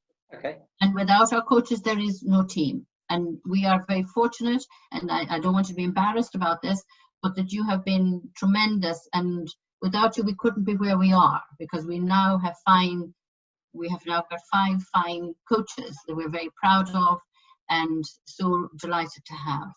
Oh, nice of you to say, but you've touched on something that really is fundamentally important. And actually, I mean, it's not bizarre. I've just been writing a report to the BDA about some issues, and to my mind, the organisation that sees not just dragon boating, the organisation that sees the intrinsic link between effective current coaches and safety is the organisation that will survive and will thrive. One of the governing bodies doesn't necessarily see that link, and I was going through some stuff in the BDA Constitution and Water Safety Policy just to research the little letter I'm writing, and there's an establishment of a safety officer, and I was reading that, and there is no, I will stand corrected, but I don't think there is a BDA safety officer. There'll be a safety officer appointed for a specific event, a regatta or something, but there's nobody overseeing safety. But then there is, because every coach should be thoroughly not just conversant with chapter and verse of the water safety policy, but the operation of safety as well. So on one hand, I'm saying there's no appointed chief of safety, but in a properly functioning organisation, each coach, whatever level of responsibility they got, they are the safety officer. And you've actually put it in the words I was looking for. So thank you for that. But that's exactly right. We don't have one safety officer. We should have many safety officers. And if you've got 5 coaches, then you've got, everyone's responsible for safety, but they are specifically your boat captains or your coaches of whatever level. Absolutely right. Absolutely right. And it's so fundamental. And, and personally, I think and as I've highlighted there, I really do believe it is a challenging role. And so it should be ongoing rather than a one-off thing that happens. It needs to be ongoing, because sometimes people have breaks from it for a variety of reasons. Yeah, fair enough. So when you go back, and it's human nature, if you don't practice something, you forget. It's just how it is. You can't help it. And it would be really good to have refresher type courses or whatever you might call it for crews. And in some cases people don't paddle over winter, so 4 or 5 months can go and nobody has done anything. So that to me is because we just experience, it's been my experience, when you haven't got a coach, it's difficult, and when you have, it makes a huge difference to the team going forward. But that's just currency. Once again, it goes beyond dragon boating. If you're saying training, if you don't use it, you lose it. Well, if you don't stay current, Yes. And in the same way that, you know, this is a silly example, my driving license in 1980, whatever, said I could tow trailers. Yeah. Now, I did tow some stuff with the army. Okay, fine. But when I started towing dragon boat trailers around about, I don't know, 2010, 11, then I had to go and get retrained, because now I'm, you know, even though my license said I could tow a 40-foot trailer as long as an Arctic, then it'd be rather stupid if I just relied on my say-so of my license 40 years ago without getting myself current and legal to do it. So yeah, that's just currency and refresher training. And once again, that's another thing that actually I've been having a conversation, bit stop and start, about the same thing. About we could, you know, I could be a coach, so I'm a level whatever I am coach. But if I don't operate in that space, to use the term these days, then I'm not going to be as sharp as professional or diligent or methodical as I would be if I was hopefully in role and current. Yeah, that's, I mean, fantastic. I think you should be the director of coaching. You're brilliant. No, but just one more thing, Tim. I would say that they also need support. Yeah. Because I think there should be some mechanism to support them as well, because it is challenging, you know, dealing with humans, and you've got almost 20 of them in a boat. You know, we're all difficult, and we all can be difficult, I should say.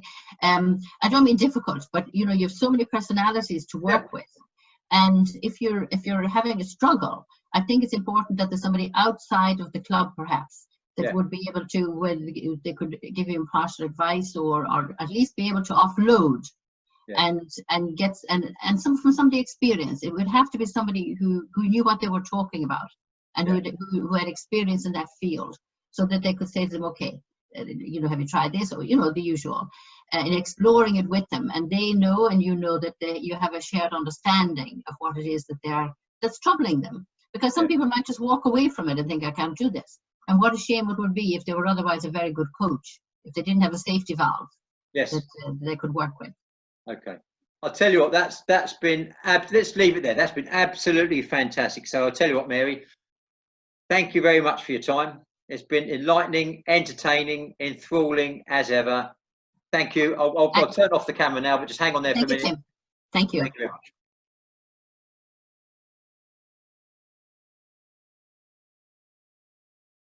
Okay, good morning, everybody. This is the 23rd of May, 2020. Lovely sunny day, a bit blustery out there.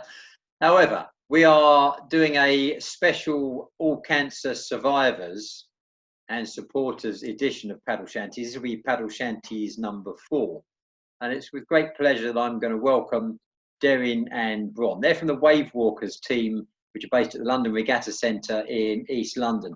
And something quite unique and interesting about, and important in fact, about the Wave Walkers team. We've got a number of breast cancer teams in the UK, 1 or 2 All Cancer Survivors teams developing, but their ethos is a little bit more broad than you may expect, basically. So the Wave Walkers, they say, uniquely and importantly, very importantly, Wave Walkers is not solely for those who have had a diagnosis of cancer. The team welcomes anybody who has been affected by cancer. So it's very broad remit and a broad membership. Our ethos, as I said, is based on caring for one another and not dwelling on circumstances, but acknowledging the journey each person is taking. We have a number of goals as a team. They range from training on the water every week, obviously with current restrictions, to improving our physical fitness, strength, and psychological well-being. So you see, it's not formally or just it is a paddling team, but it's also a broader support network as well. And that's really what I'm keen to explore, how they've developed their paddler base, how their membership base, how they plan to move forward into the future, and also how they're negotiating the current restrictions and issues presented or imposed upon them by our current health crisis. Okay, without further ado, let's speak to the ladies themselves. Thank you. Hi, Tim. I'm Deryn, and I generally live in London, although during COVID I'm in Wiltshire. I first found my way to dragon boating about 8 years ago, and Eddie and Kira Lee were part of Raging Dragons at that time, and I was just coming through my active cancer treatment and posted on the Breast Cancer Care Forum any dragon boat teams out there for BCS survivors, because I'd been encouraged by a friend in New York who was about a year ahead of me in terms of treatment to try and find a dragon boat team. And I couldn't find one in London that was specifically supporting BCS people. So I posted, and a couple of months later, Kira Lee contacted me to say, "You still interested?" And I was like, "Yes." And that was the beginning of what is now Wave Walkers, from Kira and Eddie, both for their personal reasons. Eddie's sister had died of brain cancer. Her auntie had breast cancer and survived, but they both wanted a team set up because they recognised the impact of cancer is not just on those who are diagnosed and treated, but also for their friends and family. So anybody's welcome in the team, whatever their cancer diagnosis, but also the ethos is to be inclusive of friends and family affected. So how would you, before I just move on to Bron and just bear with me for a minute, so how would you just, it's not, when I say BCS, ACS, it's how would you, I mean, does it need the definition, but is it BCS, ACS supporters, is it, how would you, if you put it into a pigeonhole, and I don't want to do that, how would you define what sort of team it is? Well, as I said, it was, I joined because of my own cancer treatment and journey, and I was looking to get fit again. But Eddie and Kira were very clear that they wanted the team to be set up so that we could be there to support other people involved, so partners, friends, family. Right. Because you go through that journey as well, and often the support is focused on, I mean, less so perhaps today, but it can often be focused on the patient going through treatment, not those around them. I know Macmillan's there and do a brilliant job in supporting everybody, and other charities do too. But that was the beginning of it being Wave Walkers for anyone affected by cancer. It touches all of us. Right. So, I mean, I don't want to categorise it, but it's a support network. Okay, fine. Ron, before I want to go on to Bron, and thank you for your patience, Bron. What part of Wiltshire? I'm near Warminster. Oh, one of the things I did in the police was work to near Porton Down and the CBRN Centre, so I'm sort of that sort of general area, so I know that quite well, actually. Okay, fine. Bron, sorry, thank you for your patience. Bron, tell us about yourself, please. I'm a New Zealander who's been living in London for a number of years, and I was aware of the benefits and camaraderie of dragon boating for breast cancer survivors. A new school friend of mine was heavily involved, and in 2015 I started a new job, and within the first 2 months I was diagnosed with breast cancer, and it just felt that my world stopped. And as we've talked about previously, just on the roller coaster of things being done to me that were frightening. It felt like I had no control over my world. And I've always been pretty fit and into sports. And suddenly my physical health, I was tired all the time. And I felt I wasn't even in control of my body. And I went to New Zealand just after my treatment. And I asked my friend from Boo Box if I could paddle. And I went out, and it just, the instant welcoming and camaraderie and the physical benefit, whereas my had been so tight for so many months, all of a sudden after paddling, I felt physically, wow, I can do this. And it felt like my world would start opening up again. So when I came back to London, I did some research trying to find a team, and then quite by chance I went to a I think it was a Macmillan support group on fatigue, and just in a conversation about what are you doing over the weekend, I'm from Wave Walkers, who said, oh, I'm going dragon boating, and I, well, can I come? And then to my delight, again, that same sense of being welcomed, about, you know, you can talk to us about your experience if you like, but just come and be, and here's the space, and, you know, this is what we do. And I'm absolutely hooked. So I've continued to paddle, and having played sports, I do like a competitive event, and I've been delighted to be then able to have had opportunities with other teams to compete. The Pink Royals, the Dorset team that Wendy Gross has set up. I was part of Dam Busters Melbourne in the international cancer paddling in 2018. So it's an important part of my life now. Okay, something we touched upon before. Thank you. That we touched on just before we started the recording. We talked about, Deryn mentioned I'll paraphrase it, the conveyor belt of cancer care, and however personable you try and make it, it's going to be impersonal, is it? Because people have to go through. Tell us a bit about how that works and how the team aims to maybe soften that or give it some context. Or I'm interested in how the team features within the cancer care setup community. What's your thoughts on that? Shall I start, Bron? Yeah. So I think, Tim, you may be aware that several of our previous teammates have died either from cancer or cancer-related illnesses and other reasons. And, you know, I've been part of the team for 8 years now. And certainly in that time, people have had recurrence or their cancer's metastasized. So the caring part is we may need to step away from being an active member of the team for a time during treatment or during recovery. And, you know, we've been lucky as well to have oncology physios part of the team, but always it's about check with your medical team. Is it okay? So somebody came, I think, to their first session with a PICC line in their arm. We were concerned about that because, as we know, the Thames water can carry some nasties.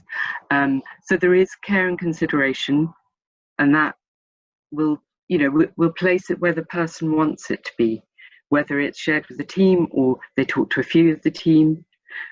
We also have to consider that when they come back, trying to explain to Paul, you know, level of fitness will need to be rebuilt, and there may be some specific requirements around that in terms of support.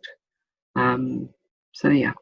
I think I asked a slightly ambiguous question. It was not so much how you fit into the conveyor belt, but with your experience and knowledge of it, it's really what I was going to talk about. And the support network that you create that actually complements that. And actually, if somebody's on a conveyor belt, then I can see that there's a facility where you can give some context, and actually you're actually probably supporting the cancer care services because you're providing stuff on time and time to speak and the climate for doing. What do you think about that, Bron? In terms of just we were talking earlier. We were talking about earlier about it, and I think we're able to offer a space that people can come along, and as we've said, you know, paddling might be the secondary skill or aspect of it, but it's a space that people who are affected by cancer, who've either maybe gone through it, family members, although partners, people who've been on the whole journey, if you like, and by offering a team, I think it's enables people to come back to what their world might have been. And some of the conversations we've had with people who've expressed an interest, they may never even come along to paddle, but what they're able to do, have some conversations about what could happen now. And they hear about our team, they hear about the things we do, they may want to share some of the experiences they've had about their own being affected by cancer.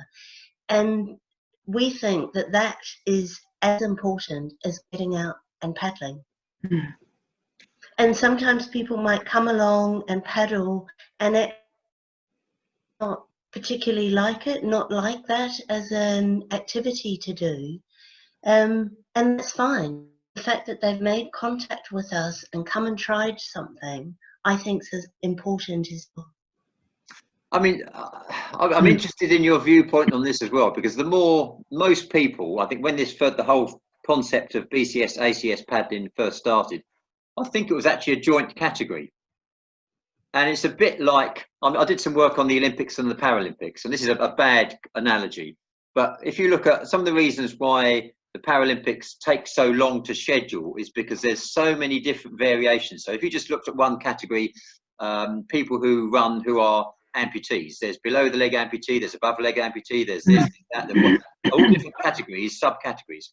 And if you looked at the BCS teams that I've worked with, and this may just be a snapshot, then in the main, not always, in the main, then one of the reasons that it's sort of widely accepted, and I'm interested in your viewpoint on this, that BCS paddling has been so successful, one only, is that the average ladies are more inclined to get together and talk about issues in a group.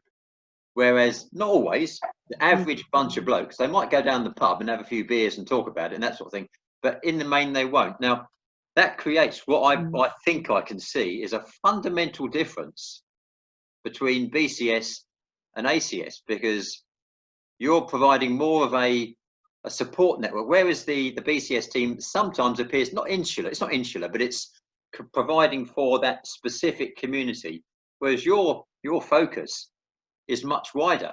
And with the BCS team, the focus is in the boat. And actually, it's playing on words, but your focus, the boat is the focal point, and the benefit you're providing is much wider. And it's like I might do once or twice a year, I do some youth stuff, and I might run or help with a respite day for children with a certain condition, and we provide a respite thing for the days to come down to families one day a year to come and paddle, and it's great. But what you're doing is doing that every time you go out. And I bet this idea that the boat is just the reason for being, but it's not the be all and end all, it's just the starting point. And that's brilliant. And we're working at the moment, we've been lucky enough to have a marketing person be able to help support a strategy, and we're looking at where we can now that our team has been able to come together again, because it was at the point of perhaps employment or so ago, but looking at how we can advertise ourselves and where we can advertise ourselves so that we reach out to we get a range of different people. We target the right sites, I guess, or the right areas or the right services, so that we can get a range of ACS paddlers.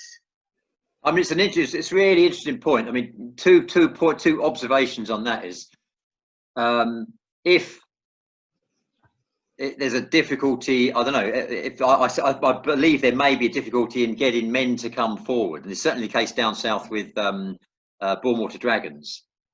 And if you're advertising, then the men, in this case, it's not just about men, obviously, then they're less likely to try and access those services.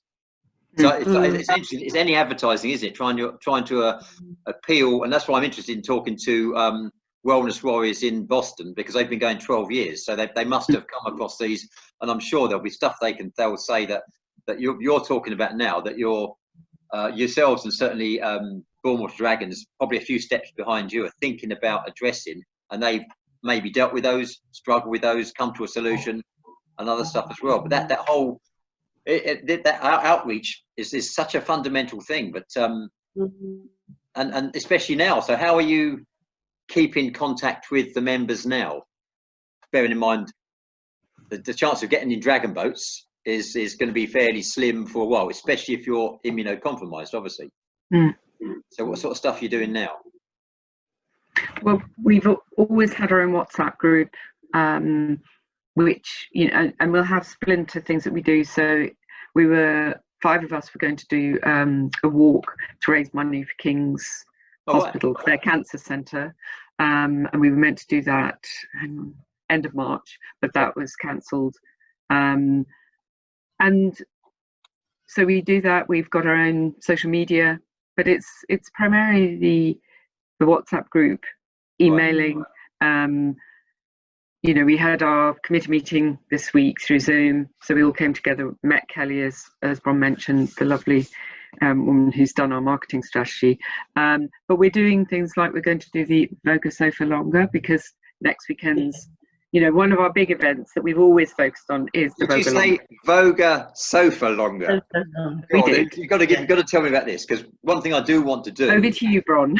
One thing I do want to do is use this forum, this opportunity, this soapbox, if you like, to publicise the great stuff people are doing, because they might want to get involved in that, or they might say, actually, that sounds great. You know, Pink Champagne, they've been walking up and down the road, they've paddled the Irish Sea on the sofa. So tell me about this Voga Sofa Longer, because it sounds... The Voga Sofa Longer. I guess at the beginning of lockdown, I was really impressed. I saw someone emailed me, and there was with the women in Wuhan, the particularly breast cancer survivor women who were in a very small confined space, but come up with really creative ways to paddle. Simon, my partner, paddles with us in our team, and we were looking at how we could keep paddle fit. And so from a sofa, a chest of drawers, a paddle, and a resistance band, we've got a drag. So, and so we've been able to try some paddling, and we've been invited to other groups, the Friday Fandango, Tim, that I think you're involved in, and Pink. The first one, I wouldn't do it every week. Because it's ridiculous, but it's what funny. We've got now is so we've got the Voga Sofa Long, and so when the team suggested a challenge in terms of doing some sort of sport that we could all have a go at to mark the Voga Longer this year, Simon showed them. We videoed, and he showed us what the Voga Sofa Longer looks like. Yeah, impressive. So yeah. Even you're starting for the race, Bron. Get down, I'm ready. Hold it. And it just so happens that we've got a painting of Venice in the background. Right. So Yeah. So Pan, St. Mark's Square, and over to Simon in the boat. You know, just touching upon resistance bands. I mean, I'm obviously I'm a personal trainer. I'm very keen on resistance bands. This is before COVID-19. What happened was, having run a few squads and different levels and all the rest of it, then very often it'd be great if everyone had the time in terms of finance and the time in terms of sort of physical time in the day to get themselves down the gym and do this and do that, but they can't always do that. So we started working with resistance bands a few years ago, because it is basically a gym in your pocket. And all the stuff I talk about, all the fame stuff, that's my little system, you know, flexibility, agility, mobility, energy, that's based on resistance bands. So when I set up this YouTube thing, initially it was about doing these longer form interviews. And the other thing was, as a coach, so say for example I was coaching you, Deryn, and I was saying, you know, say you had a particular style of paddling, we wanted to change your style of paddling, then I've got a whole suite of exercises that I can say, this. Have a look at Fame. I call them Mag 7. There's a series, 7 exercises. I'm not advertising that, but it's just an example. Have a look at these. Have a look at the shoulder rehabilitation exercises, this, that, and the other. Do those. So I use them as a training resource. Now it's grown beyond that. Of course, now everyone is confined, you know, shelter in place, or they're staying at home, or the resistance bands are ideal because it is a gym. So yeah, you can't have the, yeah, you can do deadlifts with it. You're not going to do Olympic deadlifts, but you can do the technical stuff and all the maintenance stuff that's going to get you going. So paddling in Venice, that's great. It's just, you would go to a gym, and the same thing is, I don't know, there's certain programs, say you're into spinning. Yeah, I can go to my local gym when it's open and I can cycle in the Alps. I'm just watching a video. It's just a way to get somebody. So it's the same sort of thing, isn't it? And I think there's some, when I say some mileage in it, I mean, clearly there's some mileage, literally, there's some future possibility, but for all sorts of things. So how are you actually going to do it? Are you going to paddle for an hour or something, or how is it going to work? We've divided the route of the longer is about 30 something Ks, isn't it, That's Deryn? 30, yeah, 30, Depends 30. what time you take, but yeah. Yeah. And then we've identified people, and I think we've got about 13 or 14 who want to take up, don't they? And then some might paddle, some might run, some might cycle, some might walk. And then we'll film it as we go. One of the women this morning's done a lovely sort of bib, so that we've got like a team bib that we can have, and then we will with thinking again logistics, whether we're going to do it all on at one time, or whether or not we're going to be doing it over a period of days. Yeah. And then one of the team is skilled in video editing, and then we'll make something, and then we'll post it on our page.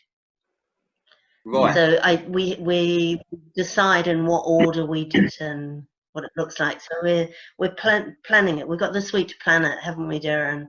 Yeah, it was a big part of our discussion on our committee meeting on Tuesday or Thursday. Yeah, and also that was partly born out of another of our team members. She's actually split between Washington, DC as a diplomat and London. Wow. And she comes back to the UK for treatment, comes paddling with us, and they did a diplomatathon, I think, a week ago, and that sort of triggered and she was posting that on our WhatsApp group, the photos, and they had a relay baton that they handed on, not literally, but they showed they were handing it on. So they did a relay, and based on that, Ronnie, who is our social media queen, she said, come on, we need to do something as a team, because we love nothing more than, all of us, I guess, having a focus. So Vogelonga was our very first race as wave walkers years ago. Yeah. And it just, doing this, I feel really excited again. I'm coming back together with my teammates in a virtual way, but it's again, we're pulling together. We're going to do the activity. I think it's 2.31 kilometres each of us needs to do. Right. But I've already borne that in mind in terms of getting my bike fixed. I'm going to do some cycling. I haven't cycled for years, but so we're all going to do something, and that's the thing. It's the focal point is the boat, but even off the water, we're there for each other, and we're going to come together. Interesting. Sorry, Bron, were you going to say something there? I think I interrupted you. No, it's fine. All right. The 2 points about that. Sonia's a vet, and up until recently, Sonia's bike has been in the shed for years. And Sonia was furloughed for 7 weeks, and now is pretty much out on a bike every day. So there's some health benefits. But the other thing is we're doing something very similar to you. It's called the 10K challenge. It's a bit tongue-in-cheek because it involves 10,000 press-ups and the idea is not one person doesn't do it all, but the team challenge. There's about 10 things. There's cycling, there's running, there's paddling, press-ups, kettlebell swings, and the idea is that some people will be keen on swinging kettlebells. Will do that, but we don't want people going out necessarily. They do what they want. They might go and run 10K, but it's far more not important. I think it's far more interesting if 5 kids ran 2K each. So you're giving people what appears to be a not insurmountable, a big challenge that'll take a few weeks over, and the team members will come together exactly what you're doing and do bits. And if somebody does, if you had Colonel Sir Tom on your team, and he did 3 or 10 chair sit-ups, and somebody else did 10,000, it's part of the same. You contribute whatever you contribute, and it's, as you say, it just brings people closer together. And one thing I found, I live in Stony Stratford, so it's quite leafy. It's on the edge of Milton Keynes, and I would normally be out and about coaching and stuff, and have the privilege of going to different countries, and it is a privilege. But I was walking around talking to people, and even though I was socially distanced, I was actually more socially connected to Stony Stratford than I've ever been. So there's a lot of benefit. We're socially closer, even though we're socially distanced, and that's not a contradiction in terms. But it's a nice contradiction. Yeah, no, I agree with you. So let's get on to talking about men. Let's talk about men, shall we? Okay. How are we? And this is I think an issue for a lot of teams. How are we going to get, or how is the community going to get more all genders, but specifically men, to join in these sort of clubs? And well, one, you know, sorry, I know that different types of cancer have a month when they promote the services, prostate cancer being one, you know, testicular cancer may have another time, I don't know, of the year, but we were thinking about looking at the schedule, because we all know October is BCS month. yes. So, you know, there will be months that we can approach organisations, charities who support people, going to the cancer centres, like the large one at UCLH, Bart's has Maggie's centre. We were talking about the Haven and other centres. So we're going to be broad. We're going to think of local newspapers, radio, maybe get some celebrities on board who may. I was just about to say that you know, looking at, just before the COVID-19 lockdown, we were planning an open day and looking at how we could groups along to that, and using a celebrity and local media, trying to find just a range of outlets that we can have marketing material to invite people, come along, have a go. Yeah. I mean, one of the other people on this particular program will be Mary Milne. Mary Milne, I'm not sure if you've heard of Mary Milne. Mary Milne is a very significant person in British BCS and ACS. She actually was the founder of Pink Champagne, and she was a specialist in cancer care, and she was at strategic level. And one of the reasons, there's lots of factors involved in it. Obviously, she set up the ACS team as well. And one of the factors was really, and I'm happy to put you in contact with her. In fact, I think it's a great idea. But she was at strategic health level in cancer care. So when she was working in the service, she had that direct line. I am aware that there's at least one other BCS teams elsewhere in the country who didn't have that top cover support. And they were finding that the leaflets they were leaving in various cancer units, etc., were being removed because whoever didn't have the buy-in. Now, what Mary has found, and now that she's retired, she's now a magistrate and doing other stuff, is she doesn't have that steady stream. So they have to find other routes of getting the communication out, and it's just harder because she's not there to say, basically, or there's not a specialist saying, well, I support this, and that's a channel. So how do you find that challenge? Is that how are you able to link in with strategic health or key decision makers, or how would that work with you? There'd be so many, wouldn't there, with different charities, different organisations. It's a.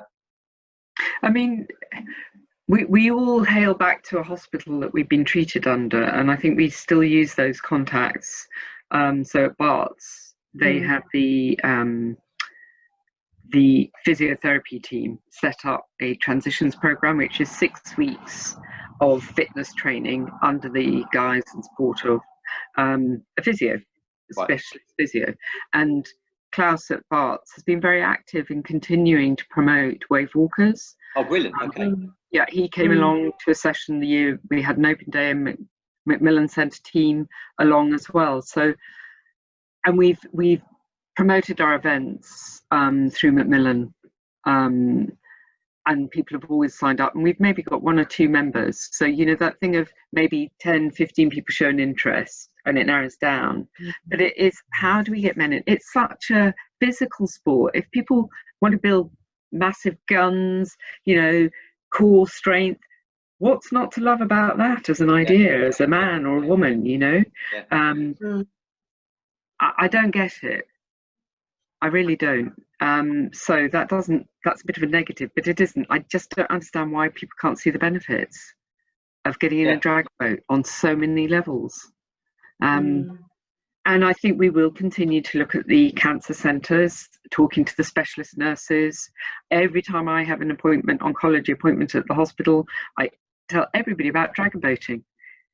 You know, even pre-op this year, I was about to have my ruptured appendix out, and I was busy regaling the anaesthesia team about my sport and love of it.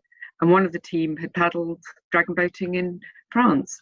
So, you know, I was about to go, ooh, it's everywhere, you know, and I think all of us are ambassadors for dragon boating and, you know, the benefits of it emotionally and physically. Everywhere we go, we talk about it, but we've maybe got to shout louder. It's an interesting thing, isn't it? Because we all know the benefits of it, and I think I'm tuned into the capacity of this particular sport to really genuinely change people's lives. But very often, I think in the UK, there is so many, and we're blessed with so many opportunities for sport. There's so much information out there, and the reason I say that is because I do some work. In fact, now I should now be in Israel, actually, at Kinneret, Lake Tiberias, running a training camp around about now, and they're really interested in there because they have a breast cancer team. It's only going a few years. A lady called Orit runs it, former major in the Israeli Defense Forces. I mean, most people do military service anyway, and they have, I think it's 160 members. 200 waiting, and you think, but what it is, I'm so happy to put you in contact with her. If you think about Israeli society, and they would say themselves, they're a mobilized society because of historical reasons, so it's easier for them to mobilize people to do things. And in that area of Tiberias, really, Lake Galilee, there's not a huge amount going on in terms of sport, except there is a water sports community. So they're either doing kayaking, canoeing, dragon boating, maybe a bit of rowing. So the choice is limited, so it's more focused. And I think probably in London that might be an issue as well. There's just so much opportunity, and I use, you know, I'm not really a fan of Facebook. I've got to say, it might be my age, but you have to embrace it because that's how you get information out. However, it doesn't matter how many leaflets I send out. Doesn't matter how many flyers. Frankly, it doesn't matter how many videos I make. What it comes down to is word of mouth. So if you come to one of my sessions and you like it, that's what sells it. And I'm really interested that you say that part of your, not the strategy, part of your plan maybe is you get the specialists down and they can experience it for themselves. And that will, I think that's more beneficial because they can then say, actually, that's really good. And actually, we could do this and we could do that. And I've found, not just in cancer care paddling, ACS paddling, that seems to work much better once you get somebody in a boat and they see and they experience and they see how people enjoy it. But yeah, if I send 10,000 leaflets out, I might get, you know, a few people might like it, they might give me a thumbs up, but I'm thinking, that's not what I want. I want that. Absolutely, it's how you get that message across. Bron, yes. Yeah, I think that was our hope for an Oakley. One of our team members who's been really driving the marketing, and I think found our Kelly to help us work on it. That's what she had hoped. We could get a range of experts from different hospitals across London, and then maybe even do some like racing on the day, and then with the hope that they would then experience and feel for themselves, this is what it is, we'll promote it. And we've talked about, you said, Deryn, about us all being ambassadors, using places like our workplaces to be able to share, and maybe, you know, we some teams libraries, and use sports facilities, so not always using cancer services, but putting information wider community venues, try and recruit through that way. It's an interesting challenge, isn't it? Just, you mentioned racing there. How important is the racing aspect to our team? I think we're quite divided. I think, you know, a lot of the team come for the reasons we've already covered, which is about the contact, the sense of camaraderie, fitness. But historically, we've been a team that's done training for endurance, so the Vogelonga, you certainly need that for that. But there've been those of us who are keen, like Bron said, you know, she's always been athletic and part of teams. The same for me, you know, at school I always played sports and have tried to maintain fitness in adulthood, but I love being part of a team more than isolated sports. So as a team, what our hope is, if we grow our numbers sufficiently, for those of us who do want to do the competitive racing, there would be an opportunity for us to have our own team who can break away and do that, but also could choose to do the more endurance, longer races or events. Yeah. So yeah. What do you think, Bron? What's your opinion of the racing? It's not. It's the closest I'm going to get to a loaded question. I'll tell you why in a minute. But you probably know. Okay. No, I agree with Deryn. We've talked about the importance that there is social space as well as a space if people want to race. And I think what's so nice about the Dragon Boat is that there's opportunities to the teams for racing. We've raced with at the Nottingham Nationals. We've raced with Pink Royals, or those of us who've wanted to. And you know, I think it's good to be able to have, for those people who don't want the competitiveness, not to rule them out, but platforms for those who do.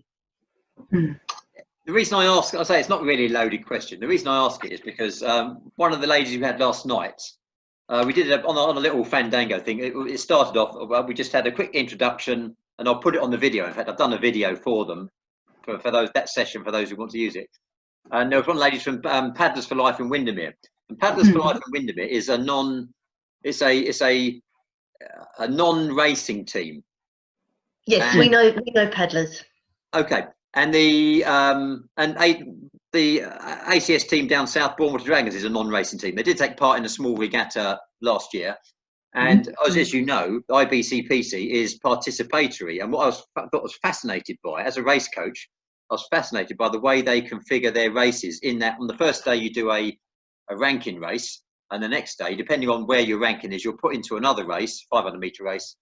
And when you talk to the girls that come back, there may be 21 races, I don't know, 30 races, whatever, it's 220 teams, and they all take part in a race, and they all come first, second, third, or fourth. They don't say to you, I came first, second, fourth in race 21 or race 1. So they, by a very, very simple mechanism, they've successfully created a participation event with an element of competition, but the participation is the most important bit. I like that. To say, this next weekend, next weekend, one of the weekend in May, no, next weekend, with Bourne Dragons, we should have been down on the Bewley River, paddling around the Bewley River. It's a 10K round trip, picnic, now that, so that there's an element of competitiveness or competition or achievement or goal setting that doesn't have to be in a race. You can still set those goals, and if they want to go and do a charity regatta, but it's not about that first and foremost. But you can set all sorts of challenges, and which you're doing obviously with the Vogue longer. So it's just that's why I asked you how important the racing was. But I think you've answered it, because it's there, but it's more about personal achievement, advancement, than it is about racing. Although racing is quite useful as well. Yeah. Yeah, and Bron. One other event that, sorry, Deryn, I was just saying one event that the team's been involved in, as long as I'm in with Wave, is the Cookham Regatta. And the Cookham Regatta, and that's out in West London, or Marlow, Marlow. Yeah, and that's really lovely, because there's a sense of competitiveness and excitement. And one year we got won the Plate Cup. But at the same time, it's charity events, and it's some teams who've never dragon boated before, and that's really lovely to give an experience of what it's like. You compete 2 teams at a time, and for people who don't want to be hugely competitive, chance to have a racing experience. And the same thing I get the London Hong Kong Regatta. There's that same experience there of being part of a start line, and the excitement comes with that. I mean, I do some. I mean, I work quite closely with Paul Costa anyway on a variety of things, and the London Hong Kong Regatta, in my view, is the best the best organised event in British dragon boating. Wow. It really is good. I mean, you're always going to have I mean, they call the organised teams professional teams, and having done some coaching in America, they have the distinction between racing and they call race and rec, racing teams and recreational teams. Of course, you can't. It's either a full race team or it's a full recreational event, and there's always going to be that trade-off, and that's the way it goes. But they achieve a really good balance at the Hong Kong Regatta. I say, you talked about the Cookham Regatta. That used to be run by Tag Events, Sarah and Jerry Doyle, and they run a good event. And a lot of that is down to the really, it's about the coordination of the event as well. But yeah, that sort of thing. That's the last time I saw you thinking about it. I'm thinking about it because you're green. You got to tell me about the green paddles. You're the only people who uses green. I love them. I'm not sure Paul is so enamoured with your green paddles, but I think they're great. Where do they come from? Certainly stand out in the Bogalonga. Everyone can see they're really good if you supporters filming you. Yeah. Because in the thousands of boats, the green paddles stand out. But did you get them What's done? the history made up of them, specially? Deryn? Yeah, we had them made in China, Right. and they're adjustable, so they're not they're not compliant. So some people have issues with us using them in races, but we had them adjustable with the intention that if people leave the boat and somebody's taller or shorter, they can adjust the length of the paddle. Yeah. And we wanted them that colour because it's the colour we chose for our team, which is not pink, it's not purple, it's also aligned with the Milne, so there is some associated of course, yes. cancer. Yeah. So it's Kelly green, and that's the closest colour the company in China who made them for us. Because I think they're brilliant. I do too. I do too. I'm very proud of our green paddles. You know. But when we salute with them, they're very visible, and as Bron said, you know, we stand out in a crowd. Yeah, and that's going to get you noticed in the right sort of way, isn't it? Okay. Yeah. Well, I'll tell you what. That's been 45 minutes. I think that's I'm really thank you very much for coming along and talking to us. What I will do is get some contact details for you, because part of this is to talk to you, but also it's to advertise. I can as far as I can advertise anything you want me to do. I can promote anything you want me to do. I'm more than happy to do that. So I'll get all the contact. Thank you very much. So I'll go out with all that sort of stuff. If they need to know about you, what you do, anything you do, and that's, if we're not doing that, then what are we doing? Anyway, any final points from me though? So Deryn, any final points from you? No, just get out there, find a team, come and join Wave Walkers. You know, we're friendly. We do work hard, and just come and enjoy and find that love of paddling that we all have. You heard the lady. Get down there, get paddling with your green paddles. Bron, any final thoughts from you? No, I just endorse what Deryn is saying. Come and give it a go. It's fun. It's healthy. Yeah. It's, you know, as Deryn says, we want you. Okay, you're wanted. So there you go. Right, I'll carry on talking to you after I've turned the recording off. But thank you very much. It's been a great pleasure. Lovely talking to you, and I'll talk to you very soon. Hang on there. Thank you.